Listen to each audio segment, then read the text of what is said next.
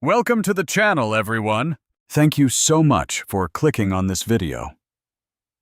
Whether you're here to learn something new, get inspired, or just relax and enjoy some great content, I'm really glad you're here. On this channel, I'll be sharing exciting stories, useful insights, and valuable tips that I hope will make your day a little better every time you watch. If you enjoy the video, don't forget to like, subscribe, and turn on notifications so you never miss an upload. All right, let's get started. Imagine living in a city where the sky doesn't set, it powers down. That was life in Dios. Every evening, the atmospheric shield above the glittering towers would bleed from sunset orange into a deep, bruised purple, shot through with veins of electric violet. It was a beautiful, terrifying light show, and down below, nobody dared to look up. They were too busy watching the clocks, counting the seconds until they could lock their doors. This city was a gilded cage, built on a lie so dark it had to be hidden by 1,000,000 dazzling lights. And if you think this is just a story, stick around. You're about to see what happens when one person decides to break the cage open. The government blamed it on cosmic weather, but in the quiet corners of the city, everyone whispered the real name for the terror that came with the dark. They called it the night. And Naira Voss was the one they sent to keep it at bay. Her boots were silent as she moved through the plaza, a shadow carved from obsidian and starlight. Her armor wasn't just something she wore, it was part of her, a living metal that shifted with her every breath. Faint lines of light pulsed along the seams, sleeping for now. She was a night warden, one of the city's elite protectors, tasked with fighting the darkness. As she walked, a mother saw her and quickly pulled her daughter close, hiding the little girl's face from Naira's helmet. A familiar coldness settled in Naira's gut. She was supposed to be a symbol of safety, but all she brought was fear. The government called the wardens a shield, but Naira knew the truth.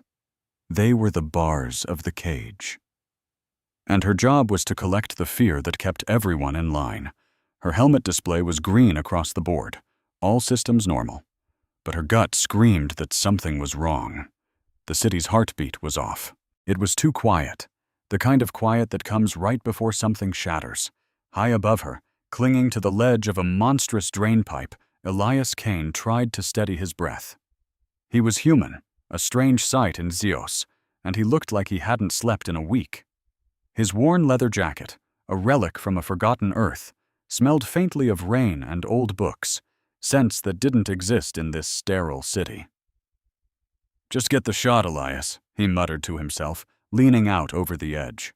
Below him, a secret security bay was opening up. The official records called it a maintenance hatch, but Elias had followed the paper trail for 3 weeks and knew that was a lie. He wasn't interested in maintenance. He was interested in the mysterious crate being loaded into the bay. It was marked with the logo of a medical charity, but the guards holding pulse rifles told a very different story. He raised his camera, a clunky old thing modified to bypass digital sensors, and squeezed the shutter. The soft click sounded like a gunshot in the silence. That's when he saw it, a black blur scaling the wall with impossible speed. He tried to run, but there was nowhere to go. A hand like a steel vice clamped down on his shoulder, spinning him around and slamming him against the wall so hard the air exploded from his lungs. His world shrank to the glowing tip of an energy blade humming an inch from his throat. He could hear the whine of the suit's mechanics and the deadly buzz of the weapon. "State your designation and clearance," a woman's voice, filtered through a machine, said calmly. It was the calm that terrified him the most. "Tourist," he gasped. "Lost tourist. Big fan of the, Gothic architecture." The blade didn't move. "You're carrying unauthorized tech in a restricted zone. That makes you a spy. Spies are dealt with on sight." Whoa, wait," Elias said, slowly raising his hands. "Not a spy. I'm a journalist. Mostly harmless, I swear. Check my pockets. No weapons. Just this very expensive camera and a protein bar that tastes like sadness." The warden tilted her head, and with a hiss of compressed air, her visor retracted. Elias had been expecting a grizzled soldier or a cyborg fanatic. He was not expecting her. Her skin was a pale violet, dusted with tiny markings like scattered stars, and her eyes were the color of liquid silver. She had a sharp, severe beauty that stole the breath from his lungs. Her gaze wasn't hateful, just analytical. She expertly patted him down, finding the camera, the half-eaten bar, and his fake ID. "Elias Kane," she read aloud. "Occupation? Xenological observer." "Sounds way better than nosy reporter," he said, trying for a smile. "And you are?" he asked. "Officer Naira Voss," she replied. Elias grinned, a reckless, lopsided thing. "Nice to meet you, Officer Naira Voss. Am I saying that right? Rhymes with boss?" Naira's deadpan expression didn't even twitch. "It's pronounced Nira," she corrected, her voice flat. "And nothing in your language rhymes with it." "Nira. Got it," he said. "Look, Nira, if you were gonna liquidate me, you'd have done it already. I'm no spy. Spies don't fumble. I'm just a guy chasing a story." With a soft hum, she deactivated the blade and stepped back. "You're reckless, Elias Kane," she said, her voice low. "And in this city, recklessness gets you killed." "I'm chasing a lead," he said, straightening his jacket. "People have been disappearing from the lower levels. The government says they moved away, but their transport records are empty. And tonight I saw a crate being loaded into a drone bay that shouldn't even exist." Naira went perfectly still. She'd seen those same gaps in the official reports, the same discrepancies she'd been ordered to ignore. "You need to stop chasing this," she said quietly. "The night is coming." "I'm not afraid of the dark," Elias shot back. "You should be," she replied, just as a sharp chime sounded inside her helmet. She held up a hand, silencing him. "Report," a cold voice ordered in her ear. It was her commander. "Subject located," Naira said, her eyes locked on Elias. "Human male, non-combatant." "Monitor him," the commander snapped. "If he has sensitive data, remove the complication. The festival is about to begin. No loose ends." A chill ran down Naira's spine. Remove the complication. It was a death sentence, delivered like a coffee order. "Understood," she said, cutting the connection. She looked at Elias, who was watching her with those sharp, intelligent eyes. He knew the conversation hadn't been friendly. "You're free to go," Naira said, the lie tasting like ash in her mouth. "But get off this roof. The Festival of Lights is starting. If security finds you up here again, I won't be the one they send." Elias paused, sensing the shift in her. He gave a slow nod. "Thanks for the save, officer. Maybe I'll see you around." "Don't count on it," she said. As he disappeared down a fire escape, Naira stood frozen, her hand resting on the weapon she'd just been ordered to use. For the first time in 10 years, she had disobeyed an order. And as she looked down at those secret crates, she realized the nosy human was right. Something terrible was being hidden in her city. And now she had to know what it was. The Festival of Lights was the city's desperate, screaming answer to the darkness. The main plaza was a pulsing sea of bodies and light. Glowing lantern drones floated through the air like jellyfish, painting the crowds in shifting colors. Ribbons of holographic music twisted between the buildings, shimmering sound waves that burst into sparks when you touched them. It was beautiful. It was deafening. It was all a lie. Elias moved through the crowd, his head down, trying to blend in with the frantic joy of the aliens around him. He was looking for the next piece of the puzzle, and he had a feeling he wasn't the only one. The party-goers, with their shimmering drinks and too loud laughter, were all pretending the sun hadn't just vanished. But Elias knew better. He glanced at the old-fashioned watch on his wrist, a stubborn piece of earth he refused to give up. His source was late. He was supposed to be meeting a Senate whistleblower by the Royal Transit Bridge, someone with the keys to the whole illegal detention program. Pushing through the glittering crowd, he saw the bridge. a massive clear arch over a river of polished black stone that mirrored the frantic city lights. And there, at the entrance, was Nera. She stood like a sentinel in her sleek armor, visor up, her sharp eyes scanning every face for trouble. Looking for him. Officially, she was just keeping tabs on him. Unofficially, she couldn't shake the knot of worry in her stomach. She saw him by the railing, looking tense, checking that ridiculous watch again. And then, the music hiccuped. Not off, just wrong. The holographic banners above flickered and went a dull gray. The floating lanterns sagged, their anti-gravity engines whining like tired animals. A sudden, deep silence fell over the entire plaza, as if a million voices had been snuffed out at once. Nera's gaze shot upward. The sky, usually a perfect artificial twilight, was rippling. A sound like metal tearing itself apart vibrated through everyone's teeth as the atmospheric shield groaned in protest. And then, every single light went out. The city wasn't just dark, it was gone. The blackness that flooded in wasn't empty. It was heavy, thick, and it moved like a tide of ink, pouring down from the tallest spires and swallowing the streets whole. Screams tore through the air. Nera's suit instantly flipped to thermal vision, but the screen was just a mess of static. This wasn't a power outage. This was an attack. The grid hadn't failed. It had been assassinated. "Get to the shelters!" Nera's amplified voice boomed. "Clear the streets now!" The crowd instantly became a stampede, a panicked wave of bodies trampling each other to reach the bunkers. Nera fought her way against the human tide, her eyes locked on the bridge. "Elias!" she yelled, forgetting all about protocol. She spotted him, pinned against the railing by the panicked mob. He was holding his camera up like a shield, his eyes wide with disbelief, staring at something taking shape in the middle of the bridge. It was a shadow that had weight and presence. It rose up from the floor, a swirling cloud of black particles, like smoke that had decided to become a predator. The thing was vaguely human-shaped, but shifted and twisted with jagged edges. It had no cease, just a gaping hole where all light seemed to die. Then it lunged, but it didn't bite. It passed right through the nearest people. They dropped to the ground without a sound, their bodies convulsing as a flash of blue static drained every ounce of life from them. Elias scrambled back, vaulting over the railing onto a narrow maintenance ledge to escape the chaos. The shadow creature turned its featureless head toward the movement. A piece of it detached, flowing over the railing like thick, black oil. It was hunting him.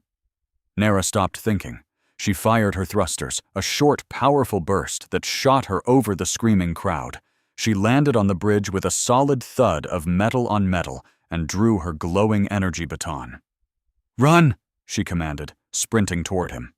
Elias didn't need to be told twice. He was scrambling down the catwalk, the oily darkness flowing right behind him, dissolving the metal path wherever it touched. Nera reached the edge, vaulted over, and landed between the creature and Elias. She swung her baton, a weapon meant to crack riot shields.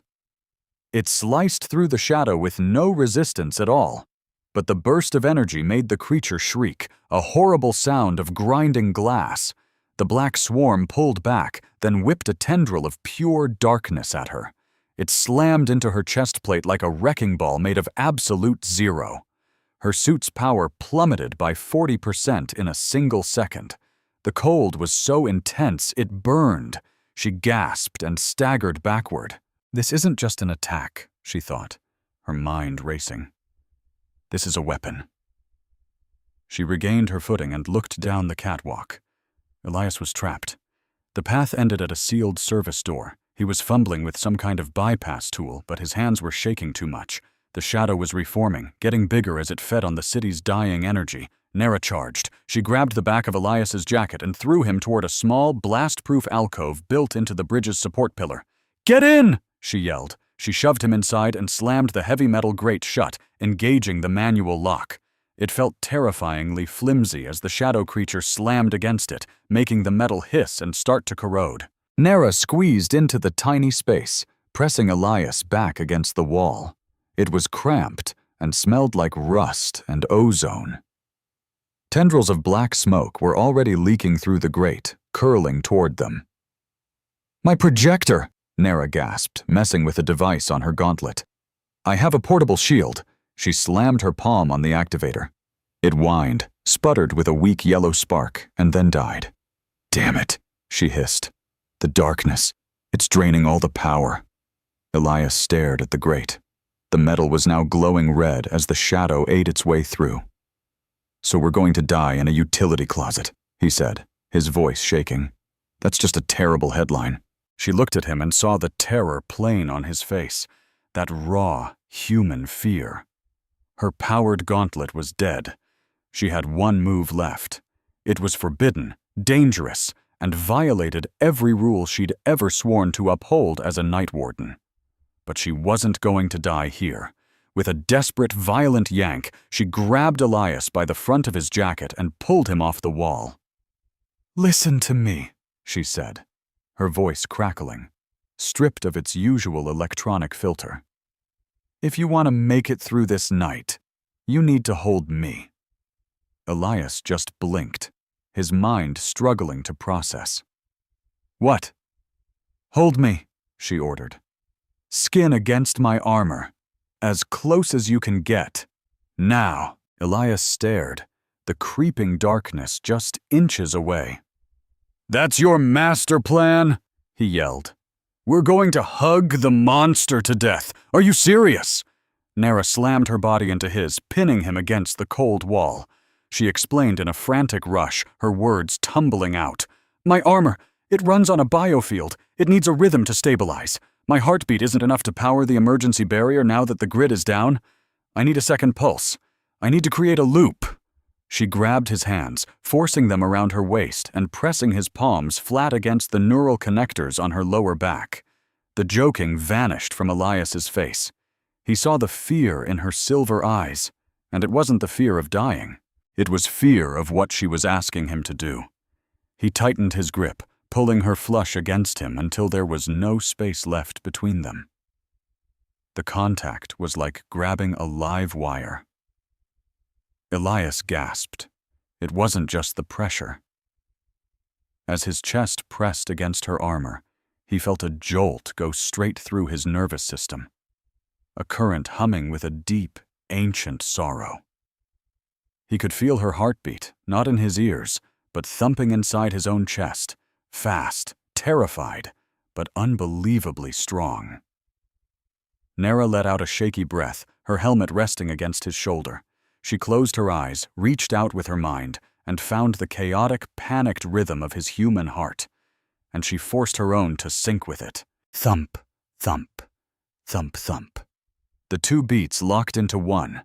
A sound like 1,000 tiny bells chimed in the small space. A brilliant field of light erupted from the surface of Nera's armor. It wasn't the harsh yellow of a standard-issue shield. It was a pearly, iridescent white that pulsed with every synchronized breath they took.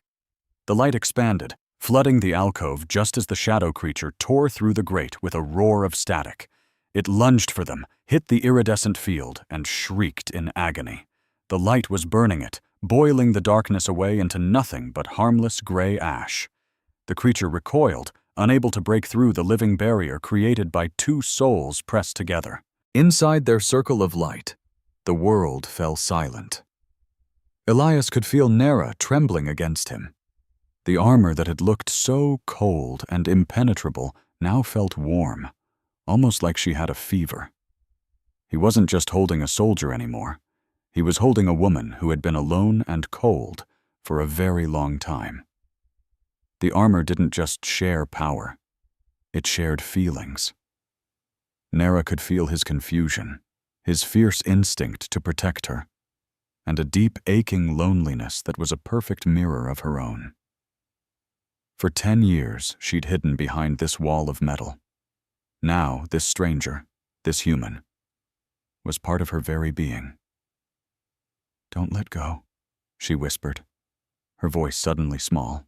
"I'm not going anywhere," Elias murmured, resting his chin on the top of her helmet. "I've got you, Nera."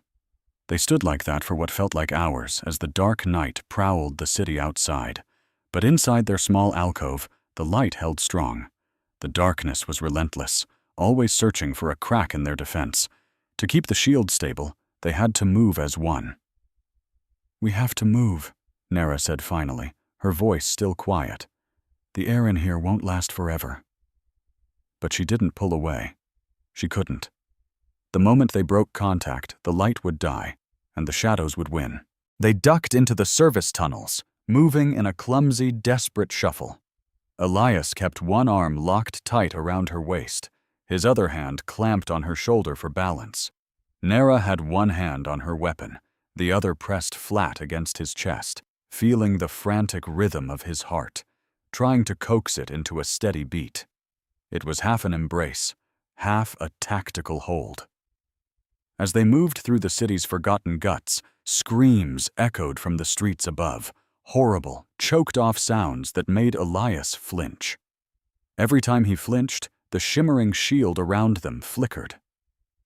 "Steady," Nera murmured, her voice a low vibration against his ribs. "Stay with me. Just focus on the next step. One foot, then the other." "I'm trying," he whispered back. "It sounds like absolute hell up there." "It is," she confirmed.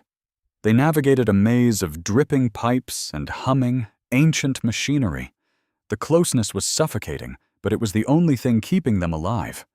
Elias could smell the ozone crackling off her suit and, unexpectedly, the faint scent of jasmine from her hair. Nera could smell the sweat and rain clinging to his jacket. They were breathing the same air, sharing the same small pocket of existence. By the time they finally reached the lower drainage outflow, hours had bled away. Elias's muscles were screaming from the constant tension, and Nera was bone-weary, her energy reserves drained from maintaining the shield. They slumped against a dry patch of the tunnel wall, still tangled together as the deep darkness at the tunnel's mouth began to fade. The crushing weight in the air seemed to lift all at once. The sun was rising. The city's artificial aurora blinked back to life, painting the sky in the pale gold of morning. Above them, streetlights buzzed on, as if embarrassed they'd ever been off. Nera felt the energy lattice disengage, the iridescent shield dissolving back into her armor. When she pulled away from him, the loss of contact was so sudden it was painful, like a layer of skin being peeled away. Elias stumbled, thrown off balance without her weight against him. They just stared at each other in the gray dawn light. Nera's face was chalk white, her silver eyes wide and completely unguarded. Elias was a wreck, his jacket torn and his face streaked with grime. High above, the city's public address system chimed, and a soothing, melodic voice echoed down the vents. "Citizens of Kylum, the minor grid fluctuation has been resolved. Power is fully restored. Please return to your daily schedules. We apologize for the inconvenience." "A minor grid fluctuation," Elias repeated, a harsh, disbelieving laugh escaping his throat. "People died. I watched them die." Nera had already activated her helmet's long-range scanner, projecting the feed onto the tunnel wall. It showed the bridge where it had all happened. It was pristine. Cleaning drones were already scrubbing the last scorch marks from the pavement, dissolving the fine gray ash that used to be people. There was no blood, no chaos, not a single sign of what had happened. "They're erasing it," Nera said, her stomach twisting as she watched. "They are deleting every last trace." Elias looked at her, his eyes sharp. "Someone wanted this to happen, Nera. That thing. That shadow. It was hunting. It wasn't random." Nera looked down at her own hands. She thought about the order she'd received. Remove the complication. She thought about how the darkness had fried all her standard gear, but left those lethal shadows completely untouched. It was a test, she realized aloud. Or a purge. "My command," she whispered, the words tasting like poison. "The Night Wardens. We're not protecting the city from the night." She looked up at Elias, the horrifying truth crashing down on her. "We're the ones letting it in." Elias stepped closer, not quite touching her this time, but the air between them crackled with the memory of the shield. "So," he said, his voice barely a whisper, "what do we do now?" Nara looked from the drone footage of the sanitized massacre to the man who had kept her alive by just holding on. She made her choice. "We run," she said. The safe house smelled like ozone and old secrets. It was a forgotten pocket buried deep beneath the foundations of District 9, a concrete box that had once been a rapid response outpost for the night wardens back in the Unification Wars. Now, it was just a tomb filled with dust and silence. Nara Voss moved through the space with the clipped, frantic efficiency of someone trying to outrun their own thoughts. She sealed the heavy blast door, spinning the manual lock until the tumblers clicked into place with a sound like a bone snapping. From a pouch on her belt, she took a canister of counter-surveillance foam and sprayed the door's edges, the ventilation grates, and a cracked optical sensor in the ceiling. The foam swelled instantly, hardening into a dull gray seal that would scramble audio signals and block thermal scans. The only light came from the low-power emergency strips along the floor. The walls were covered in faint, silvery lines, old sigils of protection the wardens used before they put all their faith in technology. It felt less like a tactical bunker, and more like a memorial to broken promises. Elias Kane sat on a rusty crate in the middle of the room, just watching her. He looked completely out of place in this cold, military setting. With his scuffed leather jacket and bruised knuckles, his breathing still coming in shallow little gasps. After sealing the room, Nara leaned against the far wall, putting as much space between them as she could. But she was quickly learning that distance was just an idea. Her skin felt too tight. Her armor's sensory input was on overdrive. Even from 10 feet away, she could feel the ghost of Elias's heartbeat against her ribs. The bioelectric lattice didn't just switch off. It left a residue, an echo of connection that had her nervous system humming in sync with his. Without even looking, she knew exactly where he was. She knew he was thirsty. She knew his left shoulder ached from where he'd slammed into the wall. It was invasive. It was terrifying. "You're pacing inside your own head," Elias said suddenly, his voice raspy in the quiet. "I can practically hear the gears grinding." Nara folded her arms, the armor plates making a soft click. "I'm securing the perimeter." "The perimeter is a solid block of concrete." "Nara," Elias said, deliberately mispronouncing her name just to get a reaction. "We're safe. Or as safe as we can be when the government is actively trying to delete us." She looked at him, seeing the brittle shield of humor in his eyes. "Why did you come here, Elias? To this planet?" "I told you," he said. "The story." "Stories don't bleed," she shot back. "People do." Elias shifted on the crate, wincing. He looked down at his hands, then back up at her. "Speaking of bleeding, what happened back there? In the tunnel? When you connected to me? That wasn't just a jumpstart for my heart, was it?" Nara looked away, her eyes tracing the old sigils on the wall. "It's called the Resonance Protocol." "Sounds fancy," Elias remarked. "It's illegal," she corrected him. Elias cocked an eyebrow. "Illegal? You're the cops? Who makes something illegal for you?" "The Senate," she said, pushing off the wall, unable to be still. "The lattice technology was created for squad cohesion. It lets wardens share PAN, stamina, sensory data. But they found a flaw. If two people's biorhythms sync up too perfectly, the lattice creates a feedback loop. It stops being a tactical tool and becomes a bond." "A bond?" Elias repeated. "Like a marriage? Or a gravity well?" Nara said, her voice sharp. "It creates a permanent neural link. We're bonded. We become attuned. If you get hurt, my vitals will spike. If I feel fear, your adrenaline will surge. The Senate outlawed the protocol 50 years ago. They're afraid of what they can't control. A soldier bonded to someone else values that person more than the state. It makes us unpredictable. It makes us human." Elias let out a long, low whistle.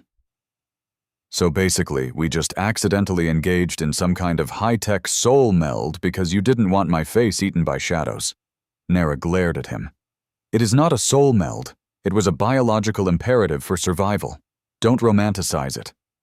Elias leaned back, a small grin playing on his lips. "You know, from the outside, your politics look really complicated. But from down here," he continued, "it just sounds like a soap opera with lasers." Nara just stared at him. The sheer absurdity of boiling down the tyrannical, complex, socio-political structure of the Xyloian Empire to a daytime TV drama hit her so hard that a short, sharp sound escaped her throat. It was a laugh, rusty and startled. It surprised her as much as it did him. "There it is," Elias said, his voice soft. "I knew you were in there somewhere." Nara's expression instantly turned to stone, the soldier's mask snapping back into place. "We have work to do.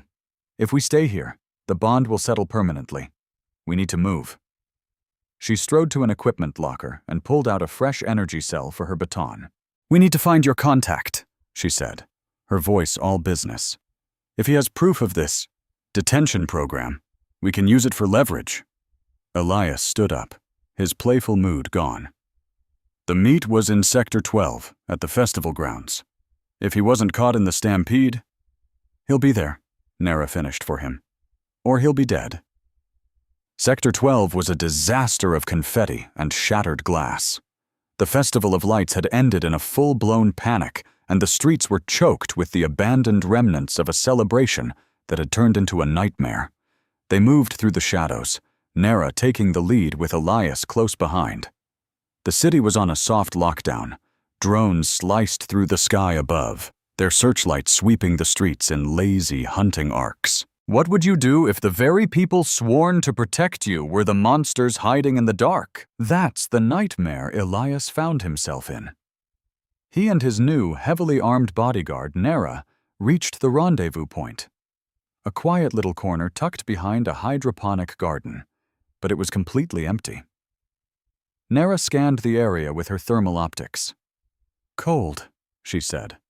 "No one's been here for a while." Crouching low, she spotted a dark smear on the pavement. It wasn't blood. It was a melted puddle of plastic and circuit boards. "Your contact," Nara stated, pointing to the slag. Elias knelt, his heart sinking. He spotted a warped piece of metal in the mess and pulled it free. It was a scorched ID chip. "They erased him," Elias whispered. Nara looked up. The scorch mark on the wall was a perfect circle. "Too clean, too hot. This wasn't some random attack," she said. "The shadows tear you apart. They don't incinerate you.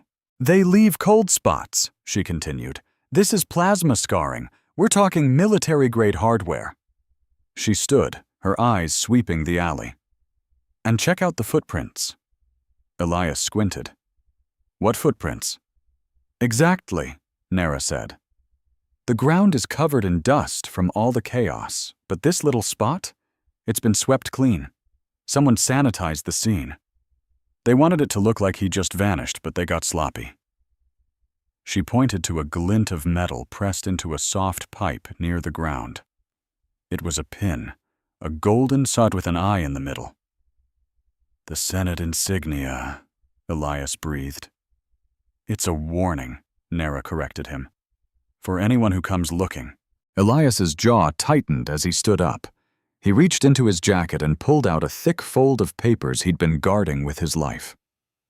"I didn't have all the pieces," he said, his voice grim. "That's why I needed him. But I have this." Nara took the documents. They were old-school paper shipping manifests, the kind you can't just delete from a server. She ran her finger down the columns. "Okay, Varen Saul, a senior senator, cargo listed as Class A medical supplies." "Class A is just bandages and basic med packs," Nara said, confused. "Keep reading," Elias urged. "Look at the weight and the power requirements." Nara's eyes narrowed. The power draw for these crates was enormous. And the weight. "These aren't bandages," she realized aloud. They're heavy-duty containment units. Detention tech, Elias confirmed. Cages, but not for people. Nara flipped the page. At the bottom, in the fine print, was a project codename, Project Eclipse Latch. All the color drained from Nara's face. She'd heard whispers about it in the barracks, hushed rumors from old vets who'd seen too much. Eclipse Latch, she murmured. The conspiracy theory that the night events aren't a natural disaster, that they're manufactured. Engines of war, designed to reset the population, Nara finished, her voice hollow. The Senate thinks fear is the only thing holding the empire together. When things get too peaceful, people start wanting independence. So they created the night, Elias said, the horrible truth settling over them. They harvest that dark energy, store it, and unleash it whenever there's too much unrest.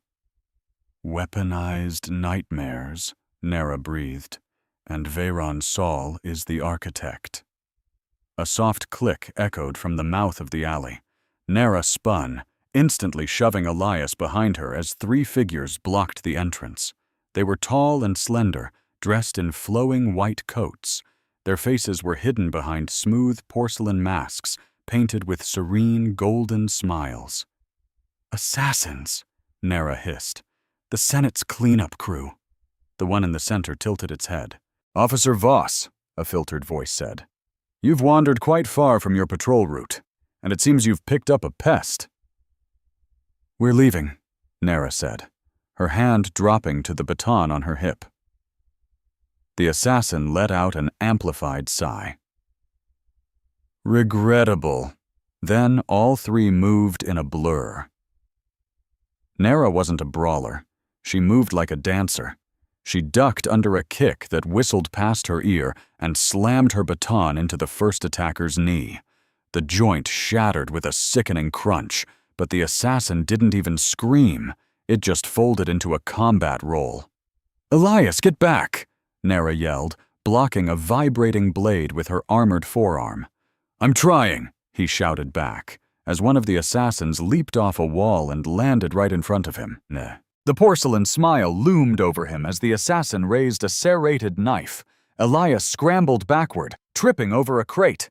His hand flailed and landed on a heavy tool he'd grabbed from the safe house, a magnetic cargo lifter. He had no idea how to fight with it. He just squeezed the trigger in a panic. The device roared to life with a violent hum. A powerful magnetic field erupted, ripping the knife right out of the assassin's hand. It flew through the air and slammed onto the head of the tool with a loud clank. The assassin paused, staring at its empty hand. Elias looked from the tool to the assassin. I meant to do that. But the magnetic field didn't stop there. It latched onto the assassin's metal belt buckle. With a yelp, the killer was yanked forward, slamming waist first into the tool. Elias just swung the whole contraption, heavy tool and attached assassin, sideways, knocking the killer into a pile of trash bins. Nara dispatched the other 2 with a series of brutal, precise strikes that cracked their masks and left them groaning on the ground. She grabbed Elias's arm. Move! More are coming! They sprinted out of the alley and into the chaos of the vertical market district. It was a dizzying canyon of commerce, with shops stacked 50 levels high, all connected by anti-grav pods and floating walkways. They leaped onto a cargo pod that was heading up. Higher! Nara ordered. Nara, we have to reach the upper transit lines. Below them, more white-coated figures were already swarming the lower levels. Red laser fire sizzled past their pod, scorching the hull. Suddenly, the pod jerked as the anti-gravity drive sputtered. The assassins were hacking the grid. We have to jump! Elias yelled, pointing to a walkway about 10 feet away and 2 levels up. Nara didn't hesitate. She grabbed him tight. Jump! They launched themselves into the open air. For one heart-stopping second, they were weightless, suspended over an endless drop. They crashed onto the walkway, rolling to absorb the impact, and scrambled back to their feet, disappearing into the labyrinth of market stalls. The market was quickly emptying as locals fled from the sound of laser fire. Nara skidded to a stop. Up ahead, the walkway ended. A whole section had been cordoned off, and the floor was rippling with a strange, oily blackness. "A shadow zone," Nara said, out of breath. "They're flushing the sewers with dark matter runoff to cut us off." "We can't go back," Elias said, glancing over his shoulder at the approaching white coats. "Then we go through it," Nara said, her jaw set. Elias stared at the writhing darkness. It looked just like the stuff that had attacked him on the bridge, only slower. "It'll kill us." "Not if we shield," Nara replied, turning to him. Her eyes were wide, her pupils dilated. She was terrified, not of the shadows, but of what they had to do next. "Do it," Elias said. He stepped toward her, and this time, there was no hesitation. He wrapped his arms around her armored waist as she gripped the lapels of his jacket. They pulled each other close, and the invisible lattice of energy slammed into place between them. The sensation was 10 times stronger than before. This time, they weren't just scared. They were exhausted, angry, and they understood each other. Nara gasped as she felt Elias's stubbornness, his sharp fear, and underneath it all, a fierce, burning admiration for her. Elias felt the cold steel of her discipline and the molten core of desire she kept locked away. An iridescent shield flared to life around them, humming with a perfect, harmonious chord. They stepped into the shadow zone together. The darkness hissed and boiled, clawing at their boots, but their light pushed it back. They moved in perfect sync, hip to hip, their breaths falling into the same rhythm. Inhale, step, exhale, step. The intimacy was overwhelming. It was more than just being close. It felt like their senses were merging. Elias could feel the air on her skin. Nara could taste the faint trace of blood where he'd bitten his lip.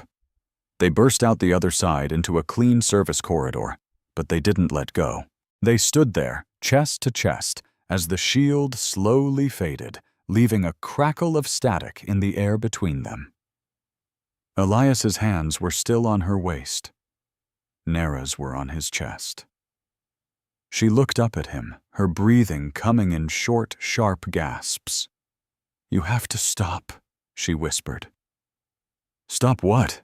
Elias asked, his voice rough. "Wanting," she said. "The lattice. It feeds on intent. The more you want, the louder our connection gets. They can track us by the intensity of our bond. On the energy spectrum, you're screaming right now." Elias didn't pull away. He looked at the violet markings on her skin, at the deep sadness in her silver eyes that he desperately wanted to understand. "Do you ever get to choose?" he asked softly. "What you want?" Nara opened her mouth to recite the code, to tell him that a night warden wants nothing but order, but the words wouldn't come. The silence between them was heavy, filled with everything they couldn't say. Finally, she pulled away, and the loss of contact felt like a physical ache in her chest. "This way," she said, her voice trembling just a little. "I know someone who can hide us." The archive wasn't a library. It was more like a hoarder's paradise, crammed into a decommissioned sanitation hub. The room was packed from floor to ceiling with data crystals, old hard drives, and actual paper books. It smelled of stale coffee and overheating servers. Kiri was practically fused to her command center, a 4-armed Tarlaxian with copper skin, swimming in a sea of glowing monitors.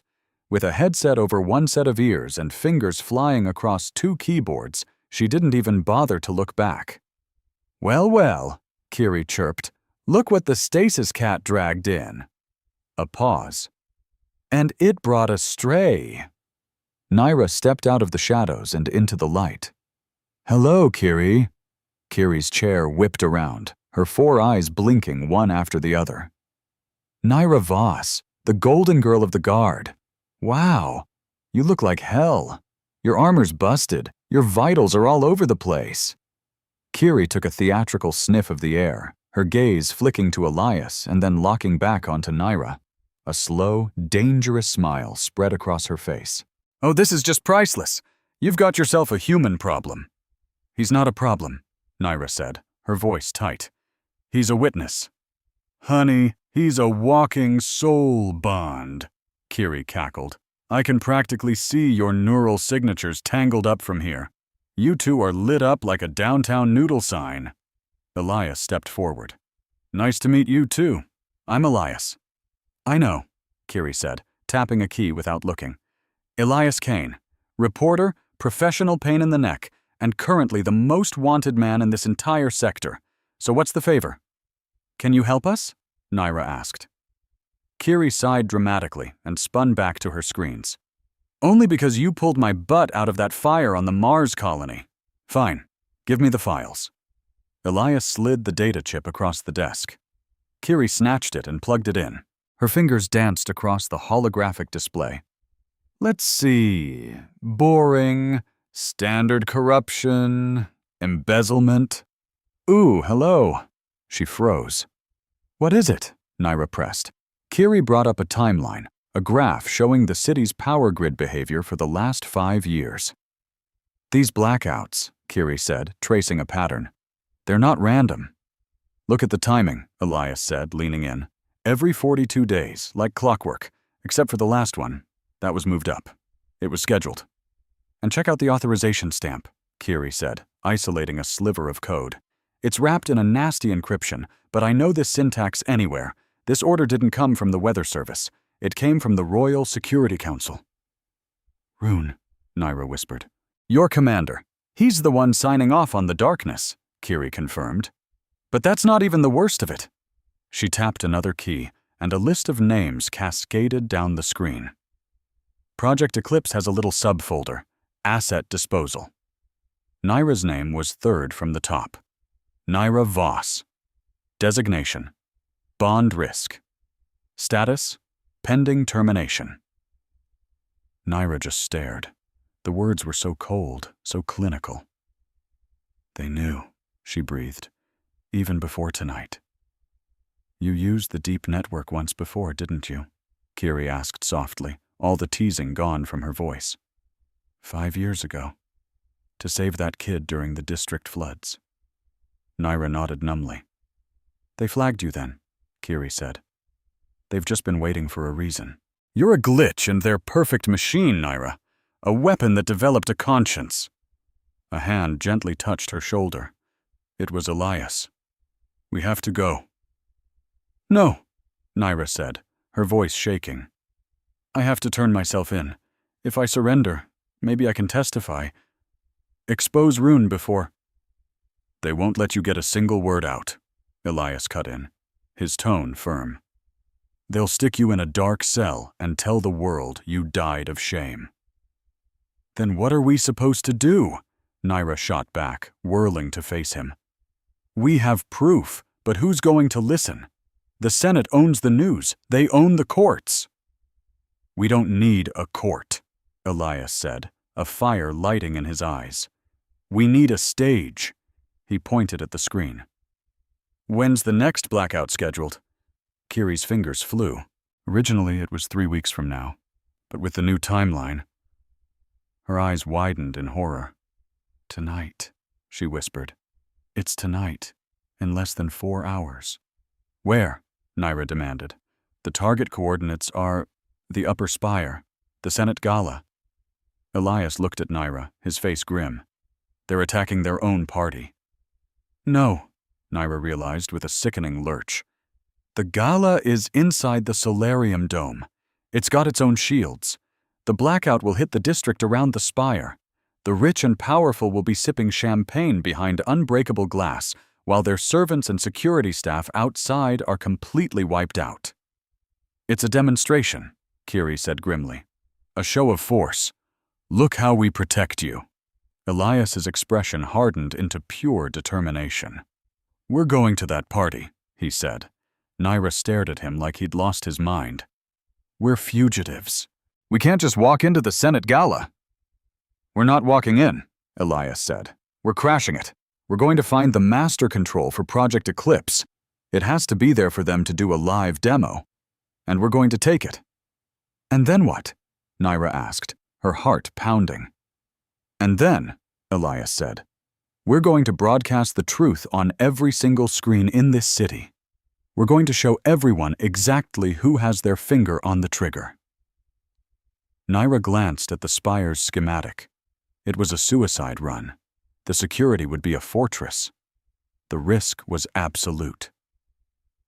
But when she looked at Elias, she felt that dangerous, forbidden spark ignite in her chest again. She looked at Kiri. Can you get us inside? Kiri cracked all 8 of her knuckles. 8. I can get you outfits, and I can loop the security cameras for exactly 10 minutes. After that, you're ghosts.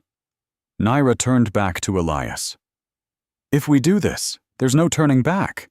We burn everything down behind us. Elias gave her a smile that was both terrifying and thrilling. Good, he said. I never liked the dark anyway. The solarium dome perched on the capital's tallest spire like a crown made of diamonds and arrogance. It was an impossible bubble of glass, offering a 360-degree view of the city below, a city that was unknowingly counting down its final hours of light. Inside, the Senate Gala was an explosion of wealth and power.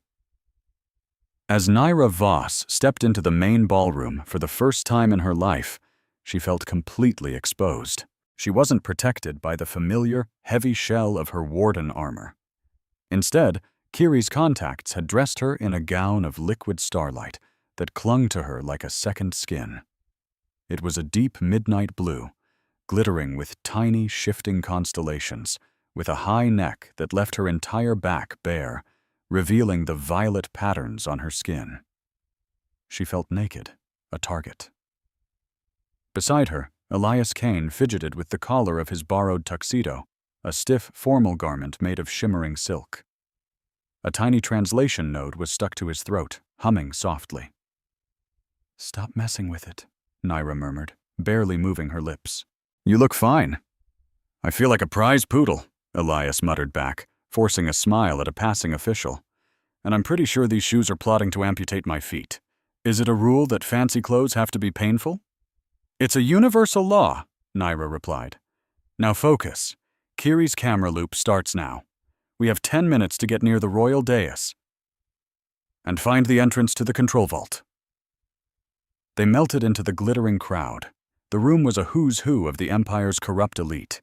Senators in decadent robes, decorated military chiefs, and corporate tycoons who bought and sold entire worlds. The air was thick with the scent of exotic spices and cloyingly expensive perfume. Elias, doing his best to look like he belonged, snagged a drink from a floating service tray. He gave the server a polite nod. Thank you, my good man, Elias said cheerfully. The server, which was a compact cleaning drone, beeped an error message and started spinning in circles. Naira grabbed Elias's arm, pulling him away as a few people glanced over. That was a garbage disposal unit, she hissed. It was wearing a little bow tie, Elias whispered back, defensively. Why would you put a bow tie on a trash can? To be festive, Naira said through gritted teeth. Now stop talking to the appliances. Just try to look handsome and vacant. It's working for everyone else here. They made their way through the sea of predators, moving deeper into the room. Naira's eyes scanned the faces, landing on Senator Veyron Saul, who was holding court near the center of the ballroom. He was laughing, a sound that grated on Naira's soul. He seemed incredibly calm for a man who was about to order a citywide slaughter in less than an hour. Past him, on a raised platform guarded by a shimmering force field, sat Princess Salith. The heir to the empire looked less like a ruler and more like a beautifully decorated hostage. She was weighed down by ceremonial gold, her face a perfect mask of white ceremonial paint. To anyone else, she looked the part of a serene leader. But Naira saw the truth. She saw the way the princess's knuckles were white as she gripped her own hands in her lap. She saw the tiny, almost invisible tremors in her jaw. The princess wasn't in charge. She was enduring. Look at her hands, Naira whispered to Elias. Elias glanced over while taking a sip from a bubbly blue drink. She looks overjoyed. She's sending a signal, Naira said, subtly tapping her own index finger against her thumb. 3 taps, a pause, 3 more. That's an old royal distress call they teach in the nursery. She's trapped. Elias's whole demeanor changed. So the princess isn't the one driving this thing. She's just the hood ornament. Which means we can use her, Naira said. If she's being forced, she might have the access codes we need, but we'll never get past her security detail. 2 colossal Praetorian guards flanked the platform, their energy pikes crackling with deadly power. Create a diversion, Naira ordered. A social one. And don't blow anything up. Elias sighed and put his drink down. Social diversions. My absolute specialty. He straightened his jacket, plastered on a charming smile, and waded into the crowd, making a beeline for a group of powerful diplomats. Naira watched him go, melting back into the shadows of a massive pillar to see what he would do. Elias didn't even wait for a break in the conversation. He walked right up to a tall, bird-like ambassador who was talking down to a shorter, reptilian-looking senator. "Ambassador," Elias boomed, his translator cranking his voice to a pitch-perfect, confident baritone. "I have to say, your feathers are absolutely stunning tonight. They remind me of the sun setting over the methane lakes on Titan." The ambassador just blinked, his plumage bristling in confusion. "I'm sorry, what?" Elias leaned in closer, his voice a conspiratorial whisper. "And Senator, about that trade dispute? I just want you to know that the Outer Rim Culinary Union is 100% behind you on those spice tariffs." He was spinning a web of complete and utter nonsense, but with the confidence of a king. He touched the ambassador's arm, a shocking breach of protocol that made the guests around them gasp, then immediately launched into a terrible joke about warp drives that had no punchline, but he laughed at it like it was the funniest thing he'd ever heard. In moments, the diplomats were confused, offended, and completely fixated on him. Every security guard's head turned. The hulking Taurian guards by the dais shifted their focus to the loud, bizarre human holding court in the middle of the room. Naira watched him, her hand resting on the hidden seam of her gown, right where a small, flat blade was tucked away. His recklessness should have annoyed her. Instead, she felt a strange, tight feeling in her chest. He was charming. He was ridiculously brave. He was walking a tightrope over a pit of snakes just to buy her a few precious minutes.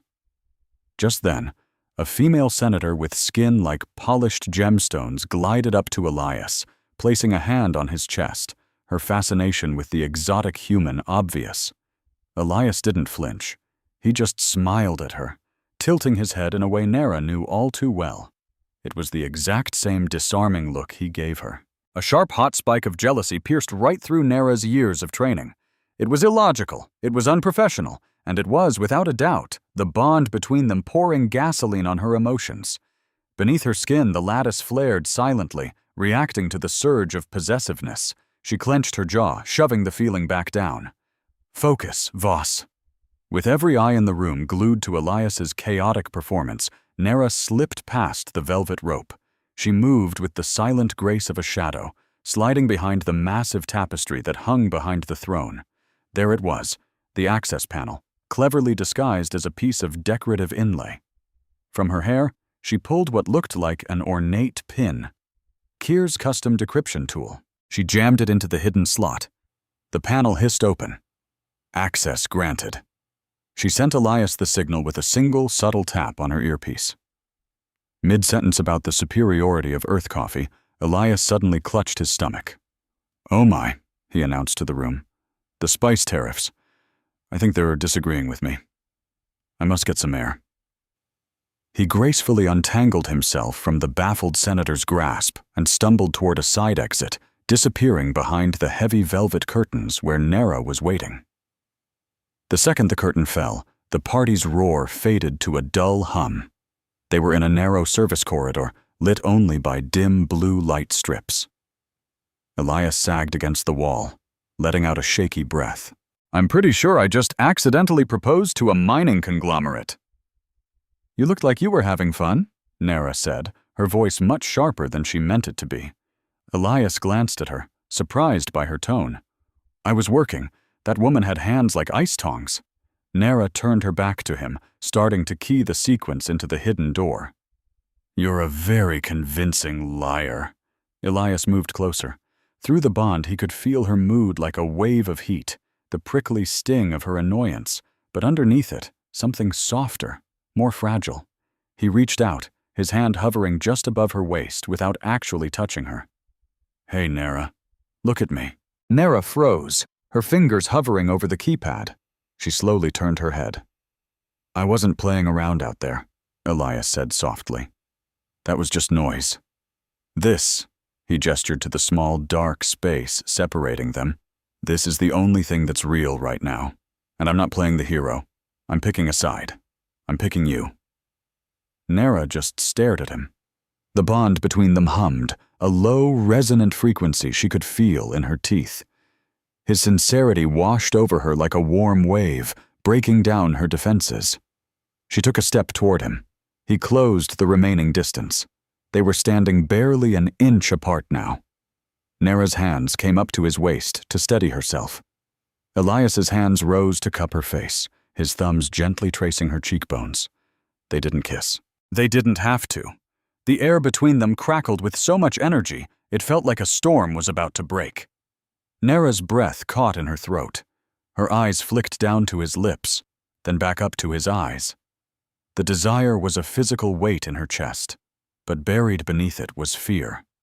Not fear of the mission, but fear of this, of being seen, of being known this completely. We have to go, she whispered, the words trembling. Elias rested his forehead against hers for a single, fleeting second. His skin was warm against hers. I know, he whispered back. He pulled away, and the loss of contact felt like a physical blow to them both.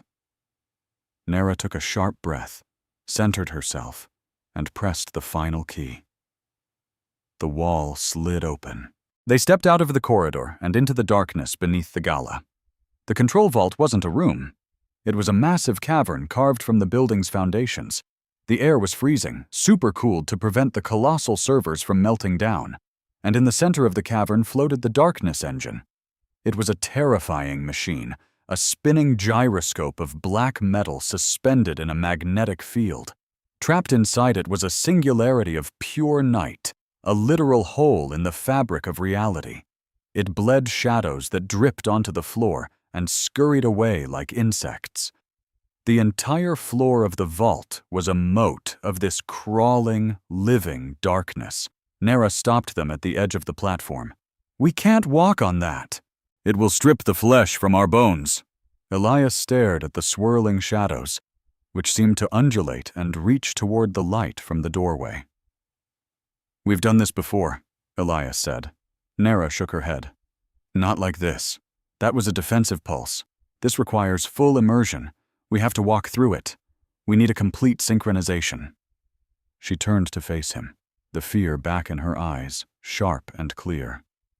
If we do this, Elias, she said, her voice low, the bond will deepen. It might not fade when we disconnect. You could carry an echo of me inside your head. Forever. Elias looked from the horrifying engine to Nara's face. He took her hand. Good, he said. I have a terrible memory. I could use the backup. Nara didn't smile, but the tension in her eyes softened. She stepped into his arms. This time, she didn't just press against him. She wrapped her arms around his neck, pulling his face down to hers. He wrapped his arms around her waist, lifting her just enough so that they were perfectly aligned, chest to chest. Hold on to me, she commanded. Elias held her tight. He buried his face in the curve of her neck, focused on the beat of his own heart, slowing it, steadying it, offering it to her like a lifeline. Thump, thump, thump, thump. Nara caught the rhythm and wove her own energy into it. The lattice bloomed. It wasn't a flash this time.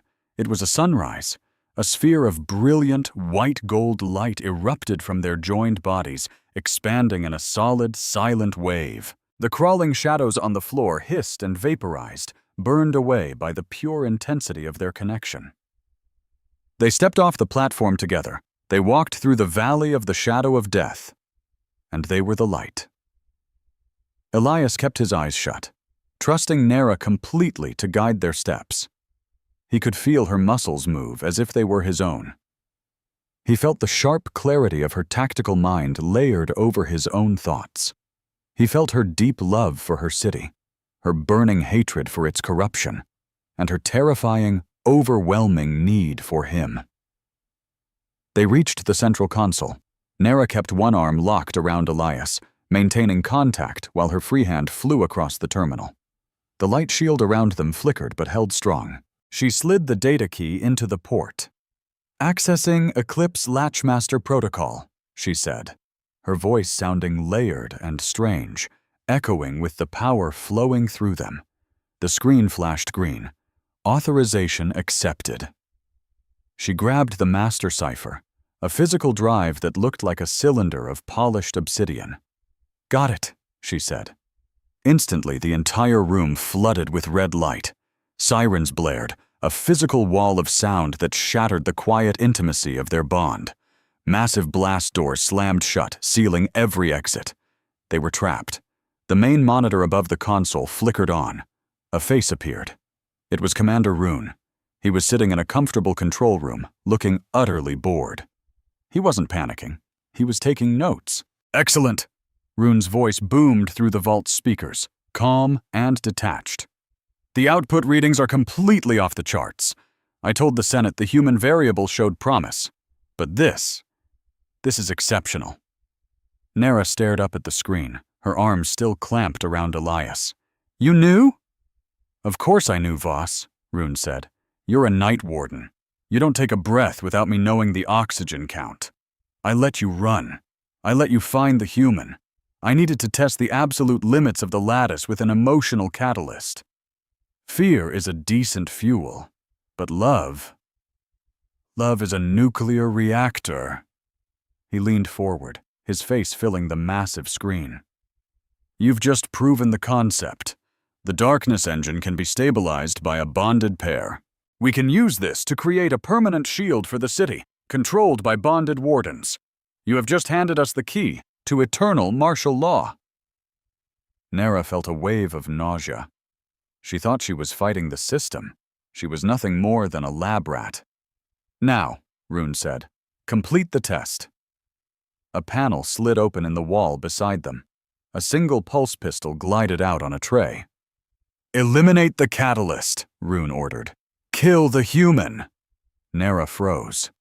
"If you do," Rune continued, his voice devoid of all emotion, "your file is wiped clean. You're reinstated with full honors. You will become the commander of the new Night Warden Corps. You will survive." Nera looked at the gun. Then she looked at Elias. He wasn't looking at the screen. He was looking only at her. He didn't pull away. He didn't say a word. "Imagine being punished for an act of kindness. That's what my commanders did to me 5 years ago. My crime? I held a terrified little boy during a shadow attack, shielding him with my own energy until sunrise. They called it unregulated intimacy and threw me in solitary for 30 days. Now, that same commander was ordering me to execute an innocent reporter just because our biofields had connected for a split second. Do you think I followed the order? You're not going to believe what I did instead, so stick with me." Rune, my commander, smiled from the monitor, confident his good little soldier would obey. I raised the gun, its cold metal a familiar weight in my hands. I aimed it right at Elias's heart, but I wasn't a soldier anymore. In one swift motion, I spun around and fired, not at Elias, but at the massive engine behind me. The bolt slammed into the cooling vent, and the machine screamed as its magnetic field collapsed. "I am a Night Warden!" I yelled over the noise, "and I am done with the dark!" I fired again, shattering the vault's lockdown system. Then I jammed a stolen master cipher into the main console and screamed one word: "Upload!" The system fought back, but it was too late. A flood of secret data began streaming to every screen in the grand ballroom upstairs. The beautiful holographic decorations fizzled out, replaced by raw lines of code revealing the truth of Project Eclipse. Then came the audio files, secret recordings of the powerful Senator Veyron Saul himself, ordering the very blackouts that had terrorized the city. In the vault, the engine shrieked, and Rune's face on the monitor twisted with pure rage. "Kill them!" he roared. "Kill them all!" The vault doors started to grind open, not because he willed it, but because the entire building was losing power. "Run!" I shouted, grabbing Elias's hand. We bolted out of the vault and down the service corridor, the sounds of chaos and panic thundering through the ceiling above us. We burst through a curtain and into the ballroom, and it was total bedlam. The party was over. Senators were scrambling over overturned tables, and guards were trying to secure exits that wouldn't open. In the center of the room, Princess Salith's throne was empty. She was gone. Suddenly, my earpiece crackled to life. It was Kiri, our tech support. "Nera, get out! The night is here!" "What?" I yelled, dodging a panicked server. "It's not scheduled!" "They moved it up," Kiri screamed, "and they rerouted the shields to protect the Senate floor below. The ballroom is completely exposed."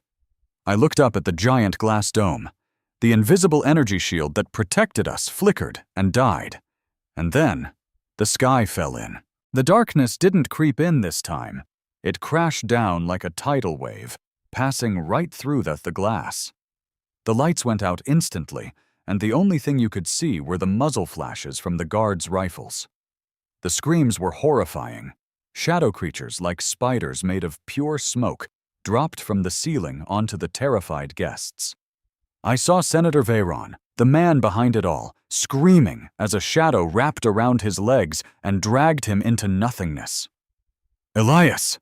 I spun around and saw him just 5 feet away, desperately fending off a creature with a silver serving tray. It was useless. The darkness was literally eating the metal. I had no weapon that could stop them. I only had one thing. "Hold me!" I screamed. "Do not let go!" I slammed into him, and we tumbled to the floor together, rolling under a heavy banquet table. He wrapped his arms and legs around me, holding on for dear life. I buried my face in his shoulder, and our bond, the connection they called a crime, flared to life. In the pitch-black hell of the ballroom, we became a blazing star. The shadows clawed at the edges of our light, their cold malice trying to find a way in. But our connection was too strong, fueled by defiance and the terrifying choice we'd just made. "We have to move," I gasped. "The emergency chute, the one for waste disposal." Elias let out a hysterical laugh. "The trash chute? Seriously? Go!" We scrambled out, moving as one glowing beacon. The shadows recoiled from our light. We ran through the screaming chaos, yelling for people to follow us, to get inside our shield of light. But the panic was too intense. We reached a service alcove and found the chute, a black hole leading down into the city's guts.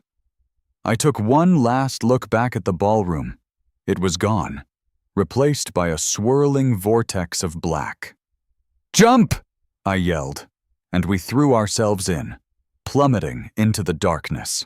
We held on to each other with bruising force as we slid down the metal tube at breakneck speed, the wind roaring in our ears. We hit the water below with a massive splash. It was an underground river, the waste outflow from the upper city, and it was freezing. We surfaced, gasping for air, the current sweeping us deep into the lower districts. As we got further from the danger, our shared light faded, but the warmth of our bond remained. We finally washed up on a concrete bank miles away, shivering and coughing up water. Elias just lay there, staring at the tunnel ceiling, making sure he was still in one piece. I sat up, wringing the filthy water from my starlight dress. The beautiful fabric was torn and ruined. I looked small, fragile, but I felt unbreakable. Elias looked over at me, his eyes wide in the gloom. "You okay?" he wheezed. I didn't answer with words. I just reached out and took his hand. Our bond hummed between us, no longer a temporary shield, but a permanent, open line connecting us. "We just started a war," I whispered. Elias squeezed my hand back, a small smile on his face. "Well," he said, "it's about time." The lower district was a maze of scrapyards and forgotten neon temples, a place where the glittering city above sent its trash to die. We found shelter in the shell of a rusted-out turbine. I was trying to rig a stolen medical scanner into a biomonitor, my hands steady, but my jaw tight with tension. Elias stood nearby, leaning against a pile of old droid parts. The silence between us wasn't awkward. It was filled with the weight of what we'd done, of the illegal, resonant bond that was now humming between our nervous systems. It felt like a second heartbeat in his wrist. He could feel my frustration like it was his own headache. "We can't stay here," I said, my voice low. "This bond is like a broadcast beacon. Every time your heart rate spikes, I feel it.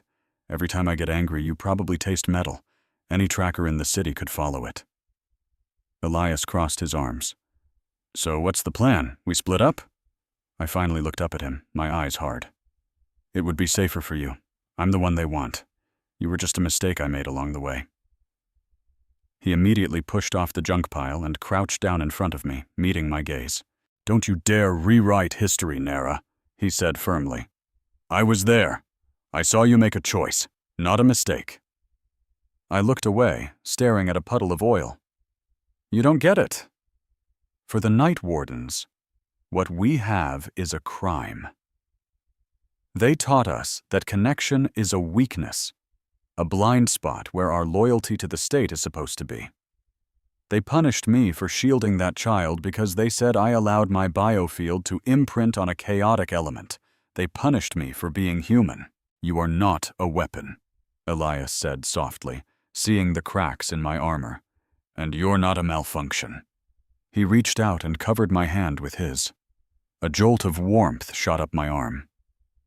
"I came here for a story," he admitted. "I saw you and I saw a headline, 'The Rogue Warden.' But I can't write that story anymore. Because you're not a headline, you're real. And I'm not leaving you to fix this alone." I looked down at his hand on mine, and for the first time, I didn't pull away. The bond between us shifted from a warning siren to a low, steady hum of comfort. "You're stubborn," I said, a tiny smile touching my lips. "I'm relentless," he corrected. "It's my best quality." Just then, a loud screech echoed through the junkyard. We both jumped into a combat stance, but the sound wasn't a threat. A small maintenance drone zipped around the corner, projecting a familiar face. "Kiri." "Took you long enough," she said, her holographic image grinning. "I've found a place for us, a place with others like you." We followed her to a hidden outpost, filled with other defectors and rebels. I looked at Elias, our hands still linked, and realized the truth. The regime was wrong. Connection isn't a weakness. It's a superpower. And our war was just beginning. A horrible squeal echoed out from a nearby alley, followed by a small drone that looked like it was hammered together from scrap. It was shaped like a trash can lid with one blinking red eye, and it was the source of the awful noise. Kiri, the four-armed Tarlaxian hacker, followed right behind it, looking completely fed up. "Shut it down!" she yelled at the drone, smacking the machine with one of her lower hands. The squealing died, replaced by a sad little whimper. "Found you," Kiri said, stepping around a puddle. "You two are not exactly hard to find. You're practically screaming on the emotional spectrum. It's disgusting." Elias just stared at the drone. "What is that thing?" Kiri gave the machine a pat. "This is a jammer. I built it myself from a toaster and a sonic grenade. It's supposed to scramble the bond frequency so Rune can't track you," she explained. "It also screams when it gets lonely. I think it might be the saddest robot I've ever met." Naira actually let out a snort. It was a tiny, graceless sound that somehow made her look 10 years younger. Kiri's expression softened as she looked at Naira. "You look awful, Voss." "I feel awful," Naira admitted, letting the shard of metal fall from her hand. What's the situation with the city lockdown? Kiri's tone turned serious. Martial law. Rune is telling everyone the Gala attack was a terrorist plot by off-world radicals. That means you, Elias. And he's claiming you, Nara, were kidnapped and brainwashed. They're painting you as a tragic victim, so they don't have to admit their best hunter turned on them. And Salith? Nara asked. The princess? Kiri hooked a thumb over her shoulder towards a crumbling building that was a strange mix of a cathedral and a warehouse. The sign flickering above the door said, Temple of the Binary Dawn. She's in there, Kiri said, and she has a lot she wants to tell you. The inside of the neon temple was lit by thousands of flickering blue candles and holographic saints that phased in and out of view. In the middle of it all, sitting on a crate of relief supplies, was Princess Salith. The heavy gold ceremonial robes were gone, replaced by simple scavenger clothes, a gray tunic and pants that were way too big for her small frame. Her arm was in a sling, and a bandage was taped across her forehead. She looked exhausted, but her eyes were sharp and clear, even if they were haunted. Your Highness, Nara said, instinctively bowing her head. Salith looked up. Don't bow, Warden. I'm the one who should be kneeling to you. You saved my life. She waved them closer. I saw the broadcast, Salith said. The leak you pushed into the Gala's systems. It was only a fraction of the data, but it was enough to rattle the Senate. Von Saul is furious. Where's Varen? Elias asked. Safe in the bunker under the palace, Salith answered, along with Rune. They're running the government from underground.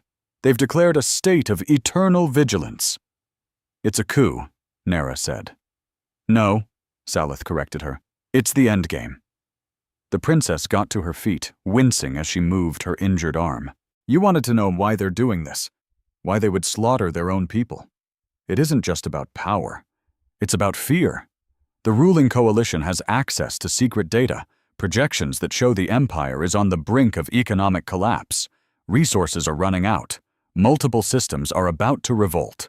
They think the only way to stop society from breaking apart is to scare the population into absolute obedience. They're creating a monster so they can play the hero, Elias said, his lip curling in disgust. Exactly, Salith confirmed. If the night is random, people pray.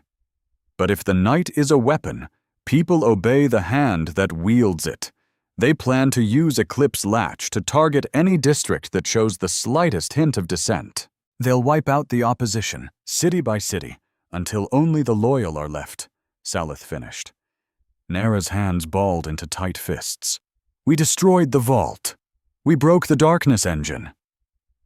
You broke one engine, Salith said softly.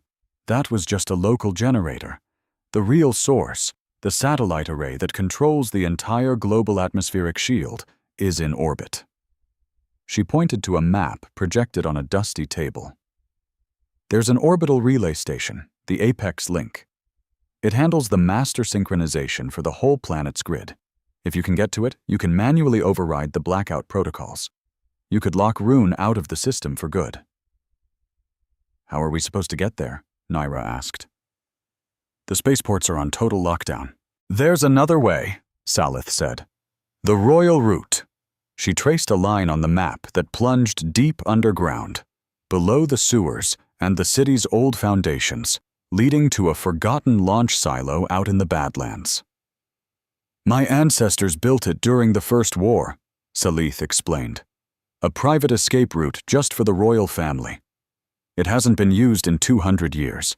The tunnels are probably unstable and the defenses are ancient. They're keyed to biometrics. My DNA isn't royal, Nara pointed out. No, Salith said. The old tech doesn't read DNA. It reads intent. It reads synchronization. The architects believed that a divided heart could not lead. The doors will only open for two biosignatures that are in perfect harmonic resonance.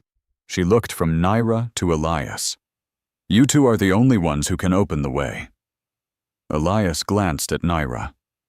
The bond, he breathed. It's a key, Naira realized. We need to move now, Salith urged. The next citywide night has been moved up. Rune isn't waiting.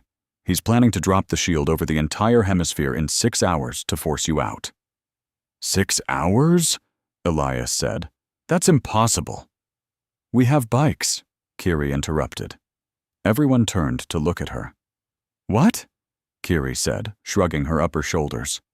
I lifted 3 grav cycles from a police impound lot while you all were talking. Parked them out back. They're fast. They're loud, and one of them kind of smells like onions, but they fly. The trip to the Badlands was a dizzying rush of wind and pure adrenaline. They tore through the maze of the scrapyards on the grav cycles, dodging mountains of twisted metal and canyons of garbage. Nara flew in the lead, her body low over the bike, steering with a scary kind of precision. Elias was right behind her, his knuckles white on the handlebars, desperately trying to keep her taillights in sight. Kiri brought up the rear with Salith riding behind her, the sad little jammer bot strapped to her back, squealing every now and then into the wind. Soon they left the city behind and shot out into the Badlands, a desolate wasteland of rock and ancient ruins. The entrance to the royal route was a huge circular gate set into the side of a cliff, almost completely hidden by vines and moss. It looks like a mouth, Elias shouted over the whine of the engines. Nara hopped off her bike and walked to the gate's center. There was no keypad, just a smooth, bowl-shaped indentation in the stone. Salith slid off Kiri's bike. This is it. Put your hands on the stone, both of you. Naira and Elias stood in front of the massive door. Ready? Elias asked. Naira gave a single nod. She laid her hand flat against the stone. Elias placed his hand right on top of hers. For a moment, nothing happened. You have to sync, Salith called to them. It's not about touch, it's about rhythm. Naira closed her eyes. She tried to find that feeling from the vault, the one from the chute. She focused, searching for Elias's heartbeat. Thump, thump. It was fast, uneven. He was scared. Breathe, Elias, she whispered. I am breathing, he whispered back. I'm also standing in front of a giant magic door with an alien super soldier.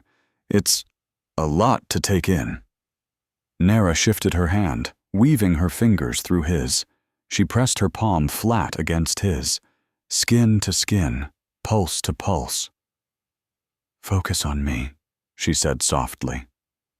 Just me. Elias looked at her.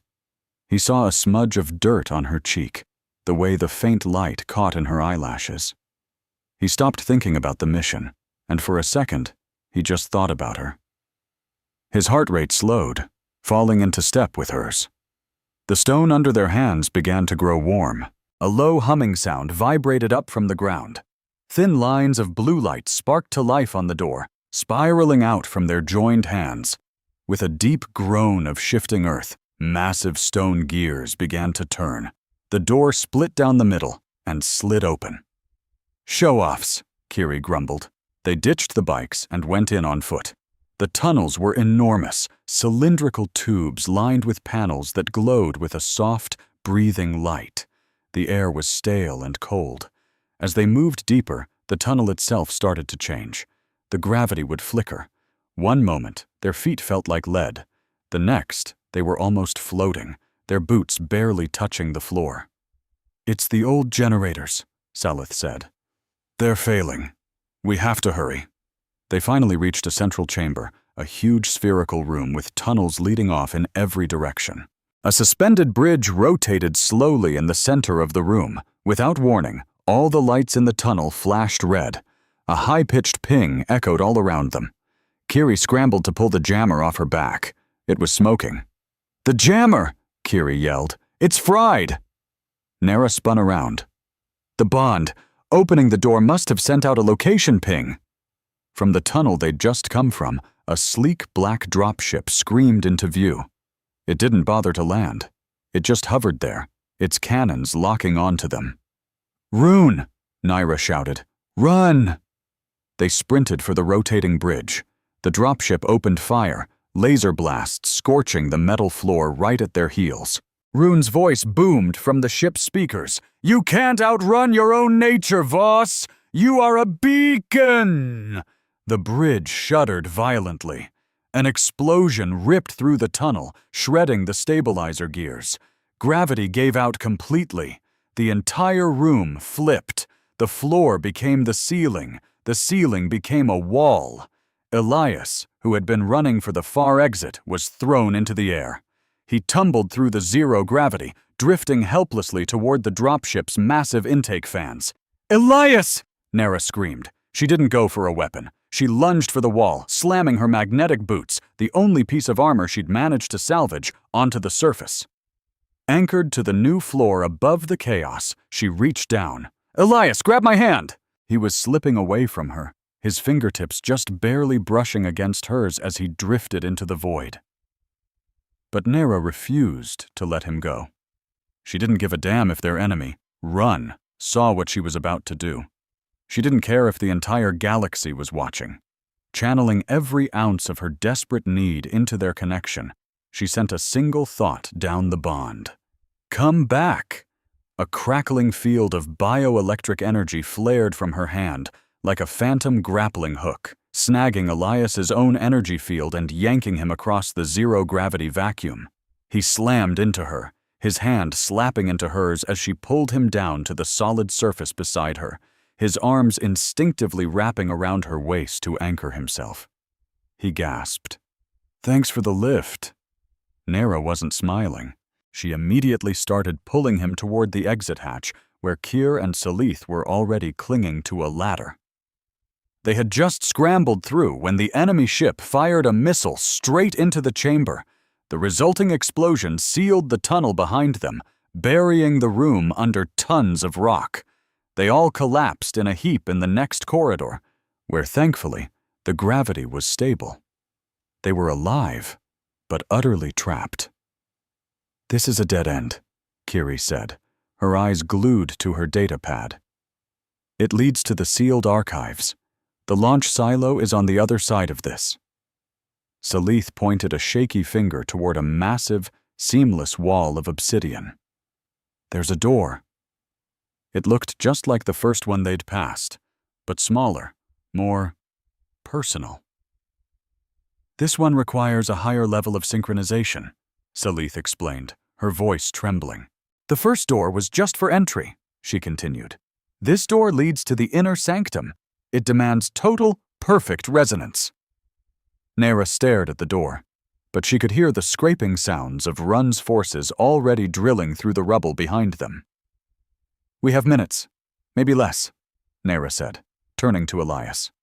"We have to do it again." Elias just nodded, though the terror was plain on his face. They stepped up to the door and placed their hands flat against the cold surface. Absolutely nothing happened. "It isn't working," Elias said, his voice tight with panic. "It's not just about a heartbeat," Salith urged them. "It's the mind. You have to lower your walls. All of them." Nera looked at Elias, her heart sinking. She had spent her entire life building those walls. She was a fortress, designed to keep everyone out. Opening those gates meant letting him see absolutely everything. The fear, the shame, and the deep-seated belief that she was fundamentally unlovable. "I can't," she whispered. "If I let you in, you'll see what I really am. A weapon. A killer." But Elias just turned to her, ignoring the door completely, and took her face in his hands. "I see you, Nera. I've seen the real you since that first day on the roof. You are not a weapon. You're the person who saved me. You're the person who saves everyone." He leaned his forehead against hers. "I'm just a guy with a camera," he said, his voice cracking. "My whole life, I've just watched things happen to other people. I never got involved, and I never stayed. I was always the outsider. I am terrified," he admitted, "that if I stay, I'll just get you killed." He took a shaky breath. "But I'm not leaving. I'm choosing this. I'm choosing you, not just to survive, but because I want to be with you." Nera stared into his eyes and felt the raw truth of his words resonating through their bond. This wasn't a tactical move. It was a vow. She closed her eyes and pictured the walls of her fortress crumbling, stone by stone. She let him feel her fear, and in return she let him feel her burgeoning hope. I choose you too, she thought, pushing the feeling out with every fiber of her being. The very air in the corridor shifted, growing heavy and charged with static. The obsidian door didn't just open, it dissolved into mist, reacting to the overwhelming power of their shared soul. They tumbled through the opening, stumbling into the chamber on the other side. It was an ancient transit station, and a sleek silver bullet train sat waiting on a magnetic rail, humming with dormant energy. "We made it!" Kiri shouted in relief. But just as they sprinted for the train, the rock wall they'd just come through exploded inward. Run burst through the cloud of dust, flanked by two of his elite shadow troopers. He didn't even aim at Nera. Instead, he fired a capture net at Salith. The weighted mesh wrapped around the princess, slamming her to the ground. "Salith!" Elias yelled, spinning back around. "Halt!" Run commanded, his voice echoing in the chamber. He held up a small detonator, and the net around Salith started beeping ominously. "One more step and she burns," Run warned. Nera and Elias froze in place. Run strode forward, yanking the struggling princess up by her collar. He looked at Nera with cold, calculating satisfaction. "Let's make a trade, Voss. I'm a reasonable man. Give me the human, and you can take the princess and go. I don't care about her, she's just a figurehead. But him, he's the catalyst. He's the real danger." Nera's eyes darted to Salith, who was shaking, her eyes wide with terror. "Do it," Salith whispered, pleading. "Save the city." Nera then looked at Elias. He glanced from the train to Salith, and then back to Nera, seeing the cold logic in Run's eyes. He knew Run was lying. If he surrendered, the madman would kill him and then kill Nera anyway. But maybe, just maybe, it would buy her the time she needed to get the train started. He took a step forward. "Okay." "No!" Nera shouted. Elias looked back at her. "Nera, it's the mission. You have to stop the knight. You can't do that if he kills the princess." "I am not trading lives," Nera snarled. She stormed over to Elias, grabbed the front of his jacket, and yanked him back forcefully. "You do not get to make my choices for me, Elias Kane. I'm not losing you." She then spun to face Run, her eyes glowing with the leftover energy from their bond. "You want a catalyst?" she asked. "Here's one." She didn't attack Run. Instead, she snatched the sparking, smoking robot jammer from Kiri's hands and hurled it directly at the train's magnetic rail. The device hit the third rail and shorted out in a massive, blinding flash of electricity that sent a power surge through the room's entire system. The lights exploded. The gravity stabilizers failed once again, and for a heart-stopping second, everyone was floating and weightless. Nera didn't waste a moment. She grabbed Elias and Kiri, kicked off a wall, and launched them all toward the train's open door. Run, caught completely by surprise, lost his grip on the detonator as he drifted helplessly upward. Salith, still tangled in the net, floated toward the ceiling of the tunnel. "Nera!" Salith screamed. "Go, get the codes!" Nera reached for her, but the gap was too wide. Just then, the emergency gravity slammed back on, and they all crashed down inside the train car. Nera scrambled to the controls and hit the manual override. As the doors hissed shut, she saw Run land on his feet, grab Salith's net, and drag her back into the darkness. The train's engines roared to life, supercharged by the power surge, and rocketed forward into the launch tube. Nera pressed her face against the window, watching in devastation as Salith vanished from sight. "We lost her," she whispered, her voice breaking. But Elias pulled her away from the window, his face grim as he gripped her shoulders. "We didn't lose her," he said fiercely. "We just raised the stakes." He pulled out the access code Salith had given them. "We're going to that station. We are going to take down the knight, and then we are coming back for her." The train accelerated, pressing them hard into the floor as it carried them upward toward the stars and their final battle. The connection between them was no longer a gentle hum. It was a roar. Their stolen skiff was an old orbital debris hauler that smelled violently of burnt hydraulic fluid and unwashed cargo netting. It shuddered and groaned as it clawed its way into the upper atmosphere, the metal hull complaining under the stress of a climb it was never built for. In the cramped cockpit, Kiri was piloting with all four of her hands, her fingers a blur across a dashboard that looked like it was held together with tape. "Stop touching that!" Kiri screeched, slapping Elias's hand away from a blinking blue switch. "I was trying to stabilize the yaw!" Elias yelled back, clinging to the co-pilot's chair as the ship bucked like a rodeo bull. "The display says we're drifting 4 degrees to port." "That's the cargo release, you hairless ape!" Kiri shrieked, her voice pitching up in genuine offense. "If you press that, we drop our engine core and become a very expensive meteor. Just sit on your hands." Elias held up his hands in surrender. "I'm helping. This is me helping." "You're helping me develop an ulcer," Kiri muttered, banking the ship hard to the right. Nara sat quietly in the jump seat behind them, checking her weapons. Her gaze was locked on the view screen, watching as the curve of the planet fell away below them, a beautiful marble of swirling clouds and bruised violet light. And then she saw it, hanging in the black emptiness of space like a spider in a web of stars. The apex link. It was a colossal structure, a ring of gleaming silver metal rotating slowly around a central spire. But it wasn't the station that sent a chill down Nara's spine. It was the 6 colossal towers attached to it, hooked into its power grid like giant leeches, funneling a substance that looked like liquid ink, pure, concentrated night energy. "Look at them," Nara whispered, horrified. "Darkness siphons." Elias looked up, his earlier humor completely gone. "They're harvesting it." "It's not just a weapon," Nara said, her voice hollow with realization. "It's fuel. They create the terror on the surface, harvest the fear energy it generates, and use that to power the very station that controls the shield. It's a closed loop.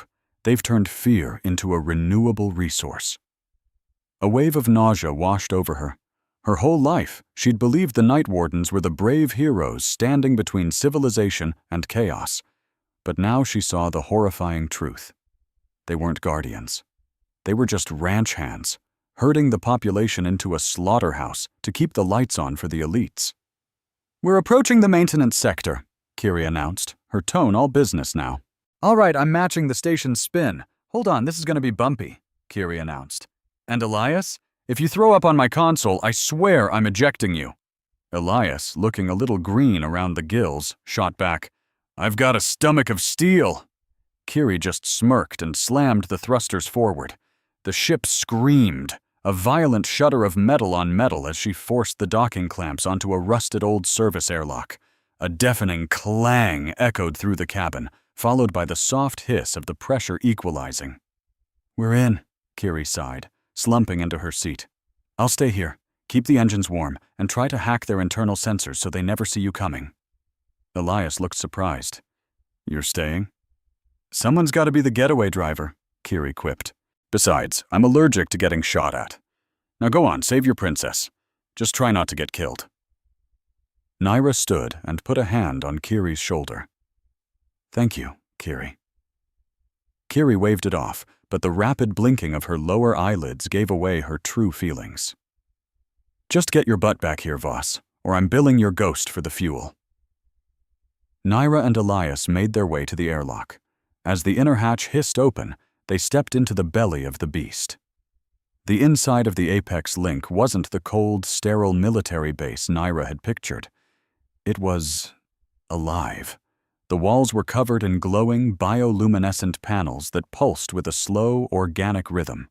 The floor was a soft, synthetic mesh that seemed to gently grip the soles of their boots. The air hung warm and heavy, thick with the smell of ozone and something strangely sweet, like decaying flowers. "Be careful. It reacts to neurochemistry," Naira warned in a low voice. "This station uses psionic conducive tech to channel the night energy." It can literally read your emotions. As if on cue, the lights in the hallway flared a harsh, anxious yellow, mirroring her own tension. "Great," Elias whispered. "So if we get scared, the hallway knows about it." "If we get scared, the security system knows," Naira corrected him. "We have to stay in control. Keep your heart rate steady. Keep your mind blank." "That's a tall order," Elias muttered, "seeing as we're walking straight into a trap."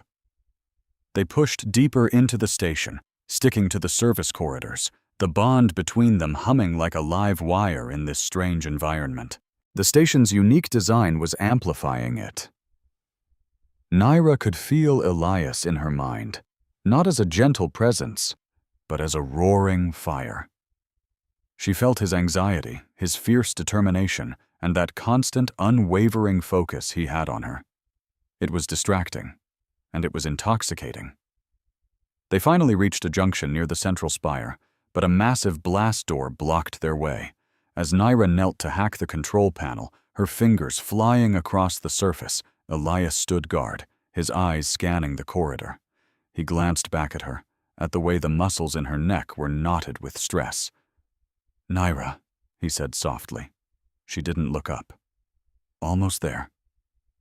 "If we actually pull this off," Elias continued, "if we stop the broadcast, save Salith, and somehow get off this station without being vaporized, what happens then?" Naira's hand stopped. The panel chirped, flashing a permissive green, but she didn't move to open the door. She just stayed there, kneeling. "I don't know," she admitted. "I'm serious," he insisted. "You're a fugitive. I'm a wanted man. It's not like we can just go back to our old apartments." Naira slowly stood up and turned to face him. The corridor lights shifted with her mood, bathing them in a deep, melancholy blue. She just looked at him, this human who had crashed into her life and torn down all her walls with nothing more than bad jokes and sheer, stubborn kindness. "I want to stop running," she said, her voice trembling just a little. "I want to wake up somewhere the sky isn't always turning black. I want—" She took a step closer, and the bond between them flared, sending a shiver through them both. "I want a life where I don't have to fight to earn the right to be loved," she whispered. "Where I don't have to be a weapon or a shield. I just want to be." Elias's stoic expression completely shattered. He reached out, his hands gently cupping her face as his thumbs brushed away a smudge of grease from her cheek. "You have that," he said, his voice thick with emotion. "You have that right now." He pulled her into his arms. It wasn't a desperate, frantic kiss like before. This was slow, deliberate, and certain. He wrapped his arms around her tightly, and she buried her face in his chest, her hands gripping the fabric of his jacket as if he were the only solid thing in the universe. They held on to each other with a force that felt like it could crack ribs, and the station around them seemed to respond. The lights shifted from blue to a warm, pulsing gold. The very air seemed to hum with a gentle, harmonic frequency. For just one perfect moment, they weren't fugitives or soldiers.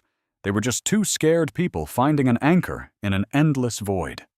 Naira breathed him in, memorizing the familiar scent of rain and leather that always clung to him. The smell of home. She locked the memory away in the safest part of her heart. Pulling back slightly, her hand still resting on his arms, she said, her voice firm once more, "We finish this first." Elias nodded, his eyes shining. "First, we save the world," he agreed with a small smile. "Then we figure out breakfast." Naira slapped the door release, and the heavy blast door slid open. The ceremonial chamber was a vast, circular amphitheater at the very peak of the station's spire. One entire wall was a transparent window, looking down on the sprawling planet below. The other walls were lined with banks of humming machinery and tiers of empty seats. In the very center of the room, on a raised platform, was a device that looked like a throne made of silver needles. and Princess Salith was strapped into it. She was unconscious, her head slumped forward. Thick cable snaked from her ceremonial suit, jacking her nervous system directly into the station's mainframe. Standing over her were the masterminds, Senator Veyron Saul and Commander Roan. Veyron, dressed in pristine white robes, was looking over a datapad. Run stood beside him in full combat armor, his helmet off, looking completely bored. A swarm of drone cameras floated around them, their little red recording lights blinking ominously. "We go live in 2 minutes," Veyron announced, his voice echoing in the massive chamber. "Is the script loaded?" Run glanced at a nearby monitor. "The script is ready. The princess will confess that her weakness allowed the Knight to breach the lower districts. She'll beg the Senate to enact the purity protocol. Then I'll heroically activate the defense grid, saving the city while we conveniently purge the slums." "And the energy harvest?" Veyron asked. Run gave a chilling smirk. "The spike of pure terror from the lower districts will be enough to power the grid for a decade. It's efficient." Hiding behind a bank of servers, Naira and Elias exchanged horrified looks. "They're using her as a living trigger," Naira hissed. "When that broadcast starts, they'll force a power surge through her nervous system to drop the city's shield. It'll completely fry her brain." "We have to cut the feed," Elias whispered urgently. Naira tapped her earpiece. "Kiri, are you seeing this?" "I see them," Kiri's voice crackled back. "I'm trying to hijack their broadcast signal, but Veyron's using military-grade encryption. I need a physical connection to the central node to break through." "Where's the node?" Naira asked. "Right under the platform the princess is on," Kiri replied. Naira peered out at the open room. There was no cover, no place to hide. "I'll draw their fire," Naira said, her mind made up. "You get to the node." Elias grabbed her arm. "That's suicide. Run is an elite-class soldier." "I'm better," Naira stated flatly. Before he could argue, she stood up and stepped out from behind the servers. She didn't sneak. She walked right into the center of the room, the sound of her boots echoing on the metal floor. The golden light, the station's reaction to her bond with Elias, still clung to her like a faint halo. The cameras swiveled to face her. "Veyron Saul!" she yelled, her voice cutting through the silence. Veyron spun around, his polished politician smile instantly vanishing. Run's hand dropped to his sidearm. "Officer Voss," Veyron said, quickly recovering his composure for the cameras. "Citizens, look! The traitor has returned to finish her crime." Naira just kept walking toward him. "I'm no traitor," she declared, "and I didn't come alone." She held up the master cipher key they had stolen from the gala. "This is the proof for Project Eclipse," she announced, staring directly into the lens of the nearest camera drone. "The Knight isn't a natural disaster. It's a weapon, and these 2 men are the ones holding the trigger." Run let out a roar of fury. "Cut the feed! Kill her!"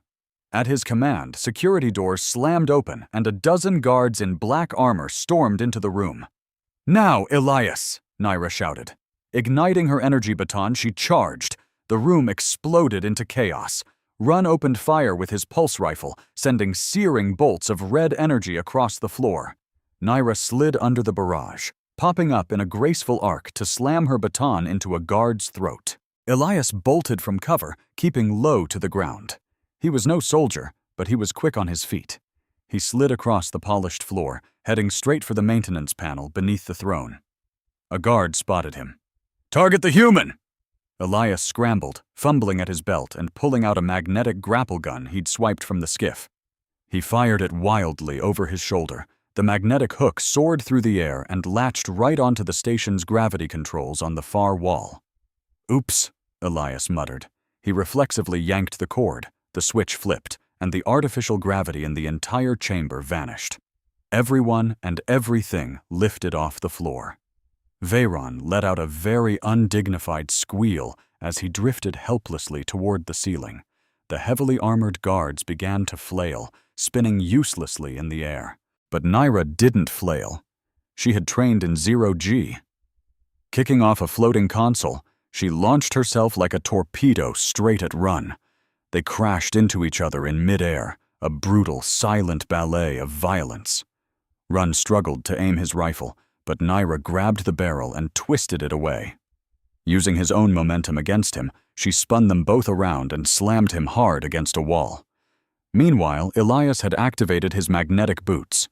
While everyone else floated aimlessly, he calmly walked along the floor, which was now just another wall. He reached the node and jammed Kiri's data spike into the port. "Kiri, you're in!" he yelled. "I've got it!" Kiri's triumphant voice screamed in his ear. "And I'm broadcasting. The truth is going out on every screen in the city. Billboards, wrist comms, you name it. They're seeing everything." The broadcast feed flickered. Veyron's carefully rehearsed speech vanished, replaced by the raw, unfiltered truth of the conspiracy. Audio logs began to play. Maps detailing the harvest zones lit up the chamber. Vaughn watched the monitors, his face a mask of horror. "No!" he shrieked, flailing uselessly in the zero gravity. "Stop it!" Run shoved Naira away, using the wall to steady himself. He saw the truth splashed across the screens, and his face twisted into a mask of pure, cold rage. "If we can't rule this city," he snarled, "then we'll break it." He reached for his belt, pulling out a remote detonator. He didn't point it at the city. He aimed for the siphons on the station's exterior. He slammed the button. A deep, thunderous boom rocked the entire station. The darkness siphons on the outer hull didn't just switch off. They reversed their polarity. The containment field shattered, releasing the massive, stored reserves of concentrated night energy. But the energy didn't plummet to the planet below. Instead, the vacuum from the breach sucked it all back inside. A web of cracks spread across the chamber's transparent wall. "Nera!" Elias yelled, looking up from the node. The glass exploded inward. The night itself poured in. This wasn't like the shadows they'd fought in the ballroom. This was the source, a tidal wave of absolute zero. It flooded the room in an instant, freezing the air and turning the floating guards into statues of ice and ash. The gravity stabilizers failed again, and with a sickening lurch, everyone dropped to the floor. Elias crashed hard onto the deck. He scrambled backward as the tide of pure darkness surged toward him. Nera landed gracefully in a crouch near the dais. She saw the blackness swallowing the room whole. She saw Salith still helpless in the chair, the dark tide already licking at her boots. "We can't fight this!" Elias yelled, his voice tight with panic. "It's too much!" Nera looked at him, saw the raw terror in his eyes, and felt it echo in her own heart. But beneath the fear, she felt their bond. A thin, golden thread holding strong against the encroaching void. "We don't fight it," she said, her voice steady. "We push it back." She held out her hand. "Elias." He saw her, and in that moment he understood completely. He sprinted toward her. He didn't even notice the shadows clawing at his ankles. He launched himself up the steps of the dais, and Nera caught him. "If you want to live through this," she screamed over the roar, "hold on to me!" They slammed into each other, and this time there was no hesitation, no awkwardness. They locked themselves together, chest to chest, forehead pressed against forehead. Nera wrapped her legs around his waist, burying her face in the curve of his neck. Elias clutched her so tightly his fingers bruised her skin. They didn't just sync their heartbeats. They threw open the floodgates. Nera poured every piece of herself into their connection, her years of crushing loneliness, her burning rage at Rune, her fragile, desperate hope for a real future. Elias met her with his unwavering love, his stubborn faith in her, and his refusal to stand by and watch her fall. Their shared power didn't just bloom, it detonated. A shockwave of solid, blinding light erupted from their bodies. It was a physical force that slammed into the incoming tide of darkness and shattered it. The shadows shrieked as they were burned away to nothing. The light expanded, filling the entire chamber, shoving the night back out through the shattered window.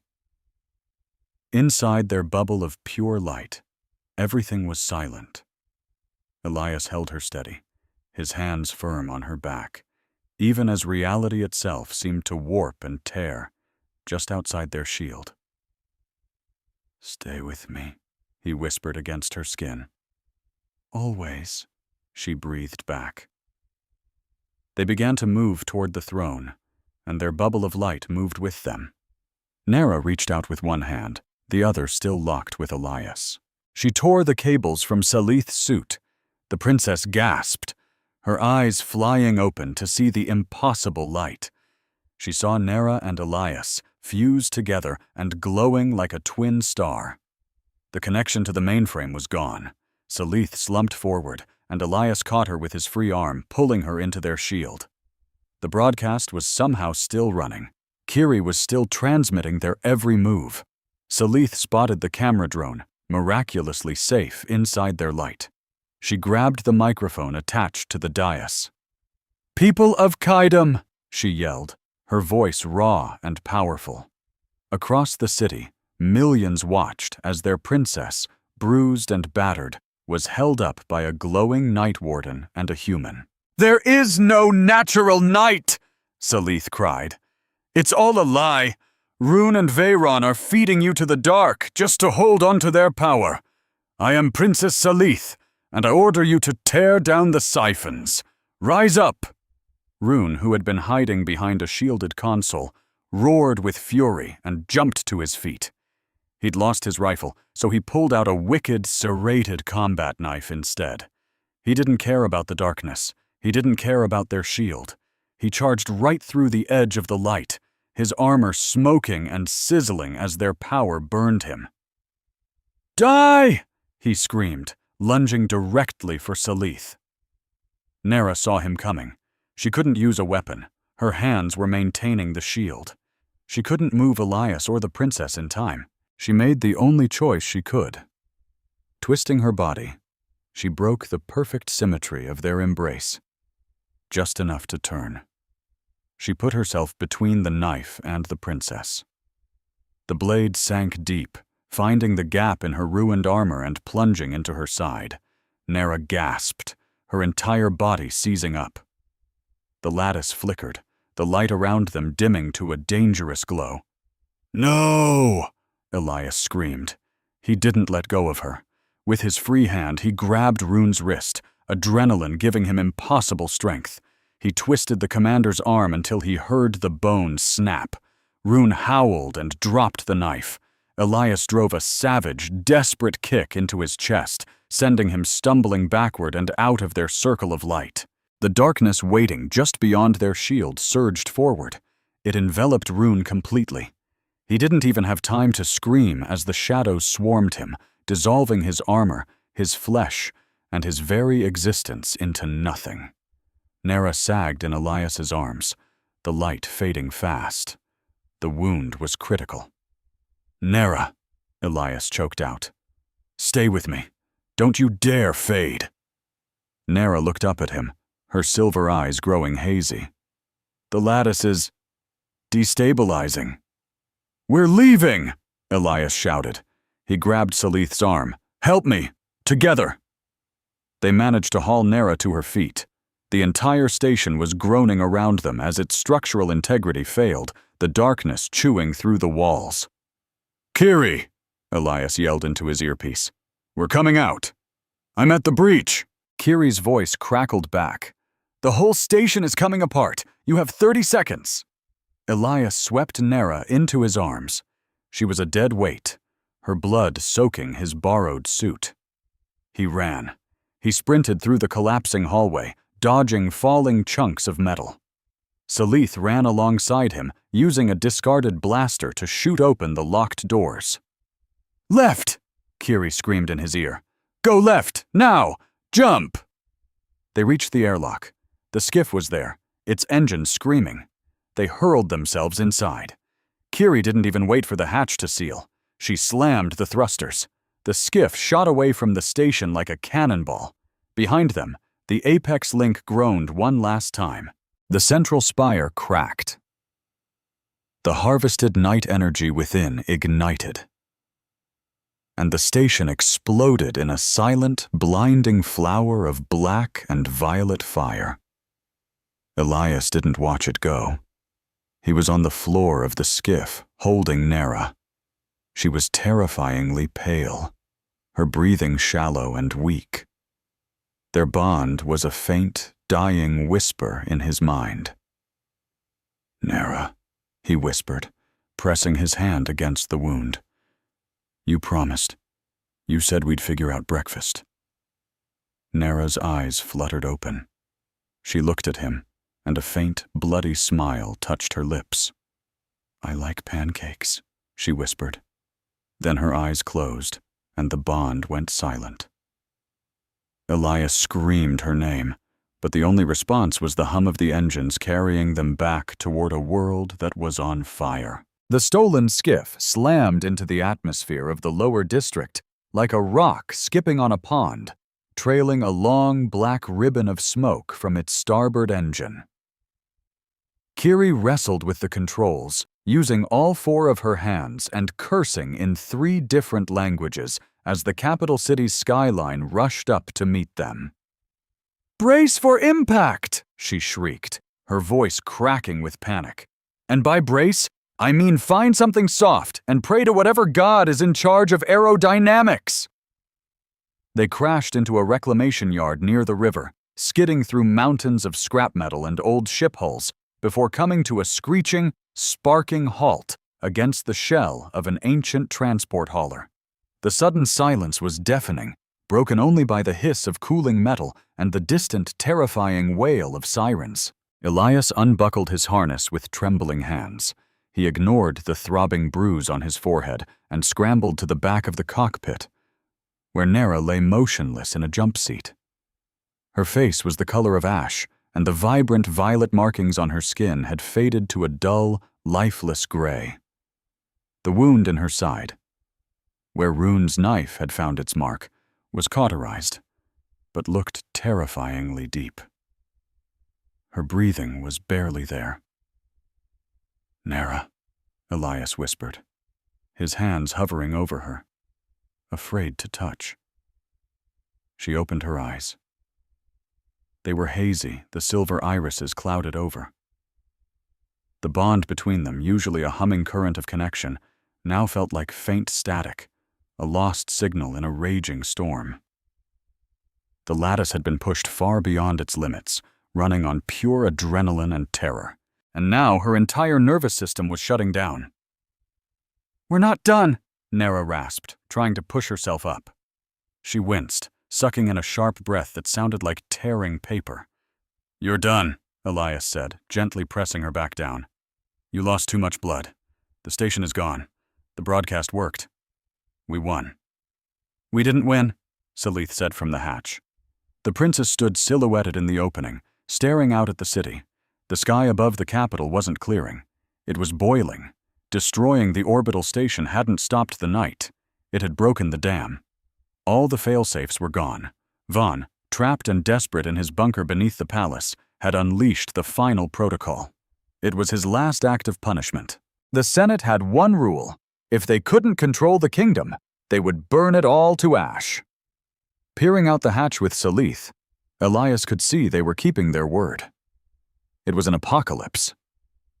The shimmering fake aurora was gone, swallowed by a swirling storm of black clouds that hung over the city like a slab of lead. Down below, the shadows weren't just hunting anymore, they were swarming. A tide of darkness was washing over entire blocks, wiping out pockets of resistance. But the people were fighting. Spurred on by Salith's broadcast, they flooded the streets with makeshift torches, flares, and hastily wired floodlights, forming chains of light to push back the dark. It was beautiful, brave, and they were losing. "They're all going to die," Elias said, his voice strained. "Every last one of them." "Not if we get to the heart grid," Salith countered. The scared girl was gone. Her voice was pure steel now. "It's the central core, deep under the palace, the main line for the planet's atmosphere. If we can get to it, we can rewrite the night protocols ourselves. and shut this down for good. Kiri kicked open a stuck panel and grabbed a medkit. The heart grid? That's a myth. It's supposed to be some ancient terraforming engine. It's real, Salith insisted, and it's the only thing strong enough to override Veyron's command. Leaning hard against the wall, Naira struggled to get up. Then let's go! Elias turned to her, alarmed. You can barely stand. You can't fight your way through a city full of shadows. I don't have to fight, Naira said, her voice a thin wire. I just have to walk. He moved to block her, his protective instinct screaming louder than logic. He put his hands on her shoulders. Naira, please, look at yourself. You're falling apart. I won't watch you die. Naira looked up at him, and for a second their bond flared with sharp, raw frustration. She grabbed his wrists. Her grip was weak, but her eyes were like steel. Listen to me, Elias Kane. She pulled herself closer, forcing him to meet her gaze. You want to save me. I feel it. It's like a warm, suffocating blanket over my mind. But love isn't locking someone in a box so they can't get hurt. That's just possession. It's what the Senate is doing to this whole city. She paused, fighting a wave of pain. Love isn't about one person sacrificing everything to keep the other one safe. It's about choosing to stand next to them in the fire. It's choosing us, even if it breaks us. Elias just stared, the truth of her words cutting through the static in his head. He'd been trying to be her hero, her shield, when all she ever needed was a partner. He let out a long, shaky breath and finally nodded. Okay, he said, his voice thick. We walk into the fire. Together, they moved like ghosts through the city. Salith used her royal codes to get them past the last few automated defenses, while Kiri worked her magic, jamming the signals of the hunter-killer drones overhead. The streets were a war zone. They saw wardens who had heard the broadcast and switched sides, fighting alongside civilians, their energy shields blazing against the darkness. They saw the shadow swarms rip through barricades, driven by a chaotic, mindless hunger. Finally, they made it to a service entrance for the palace catacombs, a huge blast door hidden behind a fancy fountain in the main plaza. Salith typed in the code. The door hissed, but stayed shut. Veyron has the sublevels on total lockdown, Salith said, a hint of panic in her voice. Kiri cracked her knuckles. All 20 of them. Move aside, Your Highness. Let a professional take a look. She plugged her datapad into the control panel. Wow, this encryption is ancient. It's almost like they wanted someone to break in. The heavy door groaned and slid open. Naira finished grimly. They're inviting us in. They headed down into the darkness. The deeper they went, the more the architecture changed. The cold, sterile metal of the Senate levels gave way to something far older.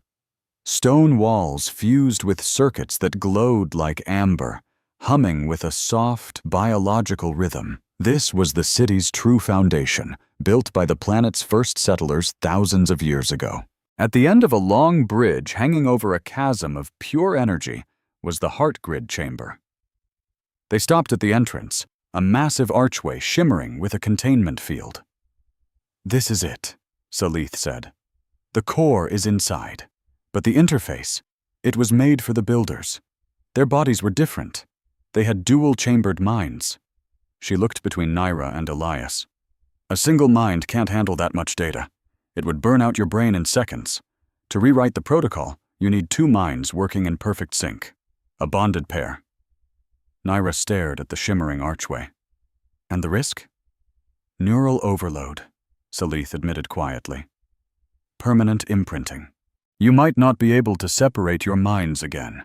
You could lose track of where one of you ends and the other begins. Elias took Naira's hand, and the static between them settled into a steady, calm heartbeat. I've been lost before, Elias said. I wouldn't mind being lost with you. Kiri sniffled, wiping at her lower set of eyes. You two are ridiculously dramatic. If you die in there, I'm sending your ghosts the bill for the skiff repairs." A real, though weak, smile touched Naira's lips. "Put it on my tab," she said. She looked at Elias. She didn't have to ask. Together they walked through the shimmering field. The chamber of the heart grid was like a cathedral made of light and shadow. The room was a massive sphere, big enough to hold a battleship. Floating in the center was the core, a crystal structure the size of a house, pulsing with a soft green light. But wrapped around it, choking it, were thick black cables and machinery grafted onto the crystal, like tumors. This was the Senate's work, the corruption that had twisted a terraforming engine into a weapon of torture. The air felt thick, heavy with the memory of a planet that remembered being green. And in that instant, Naira understood the truth. The night wasn't originally a weapon. It was a sleep cycle. The builders used it to let the world rest, a programmed period of darkness and renewal to heal the ecosystem. The Senate had taken a tool for healing and made it a knife. "Welcome home, Officer Voss." The voice echoed from the shadows under the core. A figure stepped into the light. It was Rune. But he wasn't the man they'd fought before. He was a wreck. Half of his face was a melted scar, his flesh fused with what was left of his helmet. His armor was shattered, showing skin crawling with pulsing black veins. He hadn't just survived his fall into the darkness, he had swallowed it. Or it had swallowed him. The very energy he commanded was the only thing holding him together. "Commander?" Naira said, her voice surprisingly steady. "You're not looking so good." "I've never seen more clearly," Rune rasped, limping toward them and trailing wisps of shadow. "You really think you can stop this? You think one little broadcast and a few riots can change how power works?" He waved a hand toward the core. "Civilization is a delicate thing, Voss. It needs fear to keep its shape. Without the night, without a threat, these people will tear each other to pieces. I am the only thing keeping this empire from falling into chaos." "That's not peace," Naira shot back, stepping between him and the others. "That's a slow-motion execution. You're not saving the city, you're just managing a graveyard." Rune let out a laugh that sounded like grinding rocks. "Then let's bury it together." He raised his hand and the shadows in the room surged, forming sharp lances of pure darkness. Salith stepped forward, raising a pulse pistol she'd grabbed from the skiff. "No," Rune glared at the princess. "You're just a child playing with fire." "I am the queen," Salith declared, "and I'm relieving you of your command." She fired. The energy bolt slammed into Rune's chest, but the shadows just swallowed it. He didn't even blink. With a flick of his wrist, a wave of force threw Salith and Kiri back, pinning them to the far wall. His attention snapped back to Naira and Elias. "Go on, connect to the grid," Rune sneered. "Let's see if your little romance is strong enough to hold back the tide." He was daring them, certain they would burn out. Naira glanced at Elias. "Now," she whispered. They dashed for the interface console at the base of the core. Rune just watched them, smug as a god. Naira put her hands on the panel. Elias covered her hands with his. They locked eyes one last time. "I'm terrified," Elias admitted, his voice shaking. "I know," Naira said softly. "I'm right here. Just you. Just me." "What do you want, Naira?" he asked, his voice cracking, echoing her question from the station. "I want you," she said, her voice fierce. "Not as a hero, not as a way to survive. Just you." They closed their eyes and let the walls between their minds fall. The connection wasn't a stream, it was a tidal wave. Naira felt Elias's entire life hit her at once, his childhood on a world of endless rain, his loneliness in crowded rooms, the first time he saw her on that rooftop and thought she was the most beautiful and terrifying thing he'd ever seen. Elias felt her pain, the cold steel of her training, the lonely silence of the barracks, the deep, aching desire to be soft without ever being seen as weak. They became one. The room erupted in light. The heart grid recognized their dual signature. Their bond became the new code. The chaotic, hateful programming of the weaponized knight slammed into the stable, perfect harmony of their connection. Rune screamed as the light seared him, the shadows clinging to his body turning to smoke and disappearing. "No!" the creature roared, a monster made of smoke and pure hatred. "This is chaos! This is weakness!" It charged right at them. Nera and Elias were frozen. They were the circuit now. If they broke contact, the system rewrite would fail. The monster, Rune, raised a blade made of condensed shadow, aiming straight for Nera's exposed back. "I deny you!" Salith screamed. The princess, bruised and battered, launched herself from the wall. She didn't even try to fire her weapon. She just tackled Rune. It was a suicide play. She slammed into him, knocking him off balance right as he swung. The shadow blade missed Nera by an inch, sinking into the interface console instead. Sparks erupted. Rune whirled on Salith, his hand closing around her throat. "You ungrateful little—" But the impact had sent them both stumbling to the edge of the chasm, directly into the path of the collapsing energy field the grid was purging. The floor beneath them shattered. Salith clawed her way back, her fingers scraping against the stone. Rune tried to use his shadows to get a grip, but the blinding light pouring from Nera and Elias was too intense. It dissolved his power. He looked at Nera one last time, his eyes wide with the sudden understanding that he hadn't been defeated by weapons, but by something he could never comprehend. Then Rune fell. He plunged into the raw energy of the planet's core, his screams echoing as the light tore him apart. Salith dragged herself onto the ledge, gasping for breath. At the console, the process hit critical mass. Nera and Elias were glowing, their physical forms blurring into pure, radiant light. They were literally merging passion and peril. Their emotional connection was the new algorithm. The love they felt for each other was what stabilized the entire planet. A calm, ancient female voice echoed from the system. "Rewrite complete." The black, strangling cable around the planet's core crumbled into dust.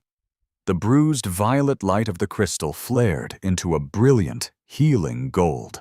Above ground, a miracle was unfolding. The swirling vortex of the final night didn't just disappear, it unraveled. Terrified citizens looked up as the oppressive darkness softened. The shadows that had been hunting them lost their form, drifting away like mist in the morning sun. The sky faded to a soft, twilight blue. A gentle rain started to fall. Not acid, not sorrow, but clean, warm rain. Across the city, biometric scanners that had been flashing red with warnings all turned green. The grid began its own repairs, knitting together cracked streets and sealing shattered windows. This was the true night, a time for healing. Back in the chamber, the light subsided. Nera and Elias collapsed in a tangle of limbs on the cold stone floor. They just lay there for a moment, breathing in the newfound silence. "Elias," Nera whispered. "Yeah," he croaked. "Are you? You?" Elias took a mental inventory. He could still feel her, a warm, permanent presence in the back of his mind, but he was still himself. "I think so," he said. "Are you you?" Nera closed her eyes, feeling the immense burden of her duty, the weight of the armor she'd worn for so long, finally lift. "I'm free," she breathed. The aftermath was messy, the way revolutions always are. Senator Veyron Saul was found in his bunker, frantically trying to shred paper documents. A squad of night wardens who had switched sides arrested him and dragged him into the plaza. The people didn't harm him. They just watched with pity as he was taken away. The Senate was dissolved. A provisional council was formed, with representatives from every district. Salith was chosen to lead it, not as a distant queen on a throne, but as a guide. Her very first act was to push through transparency reforms, making it illegal to manufacture fear, and opening the Night Warden archives to the public. Nera Voss had to face a military tribunal. Technically, she had committed treason, mutiny, and destroyed imperial property. The trial lasted all of an hour. Outside the courthouse, a crowd of 50,000 people had gathered. They were chanting her name. They held signs showing the glowing shield, the new symbol of their era. The judges looked at the evidence. They looked at the crowd. Then they looked at Nera, who stood before them unchained, her head held high. "Case dismissed," the High Magistrate ruled, slamming his gavel down. The second Naira appeared on the steps. The crowd roared like a single giant beast. She didn't wave. She just gave them a slow, deliberate nod, the silent acknowledgement of a warrior who had finally laid down her sword. 6 weeks later, you could feel the city healing. Scaffolding climbed over old wounds on the buildings, and the markets were a beautiful, chaotic mess of life.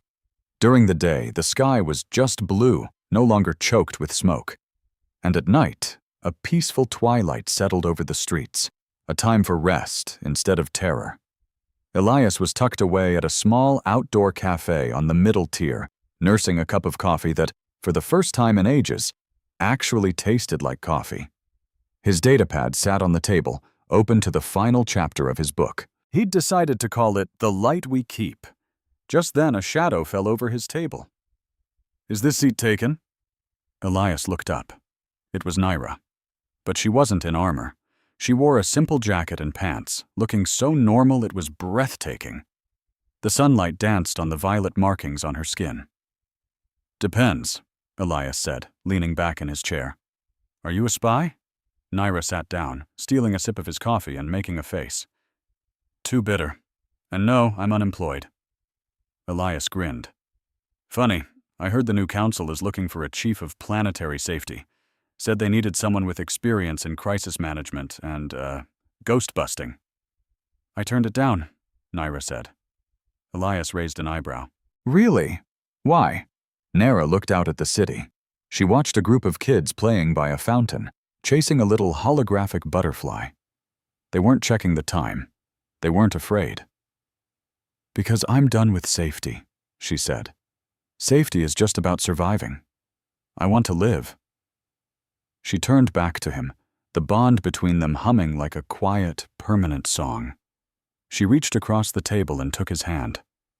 "Besides," she said, her eyes dancing with mischief, "I've got a human to look after, one who has a bad habit of jumping off buildings and proposing marriage to mining companies." Elias laughed, a full, happy sound. "So," he said, "what do we do now?" Nera squeezed his hand. "We rebuild," she said. "We figure out who we are when we're not fighting for our lives. And we make damn sure no one ever has to be afraid of the dark again." Elias looked at her, and he knew this wasn't the end of the story. It was the beginning. He realized that survival wasn't just about making it through the night. It was about refusing to become the monster you escaped. It was about choosing a love that celebrated freedom every single day. He closed his datapad. "Sounds like a plan, Nera." "Sounds like a life, Elias." They sat there as the sun began to set, watching the gentle, healing twilight settle over the city they had saved. Together.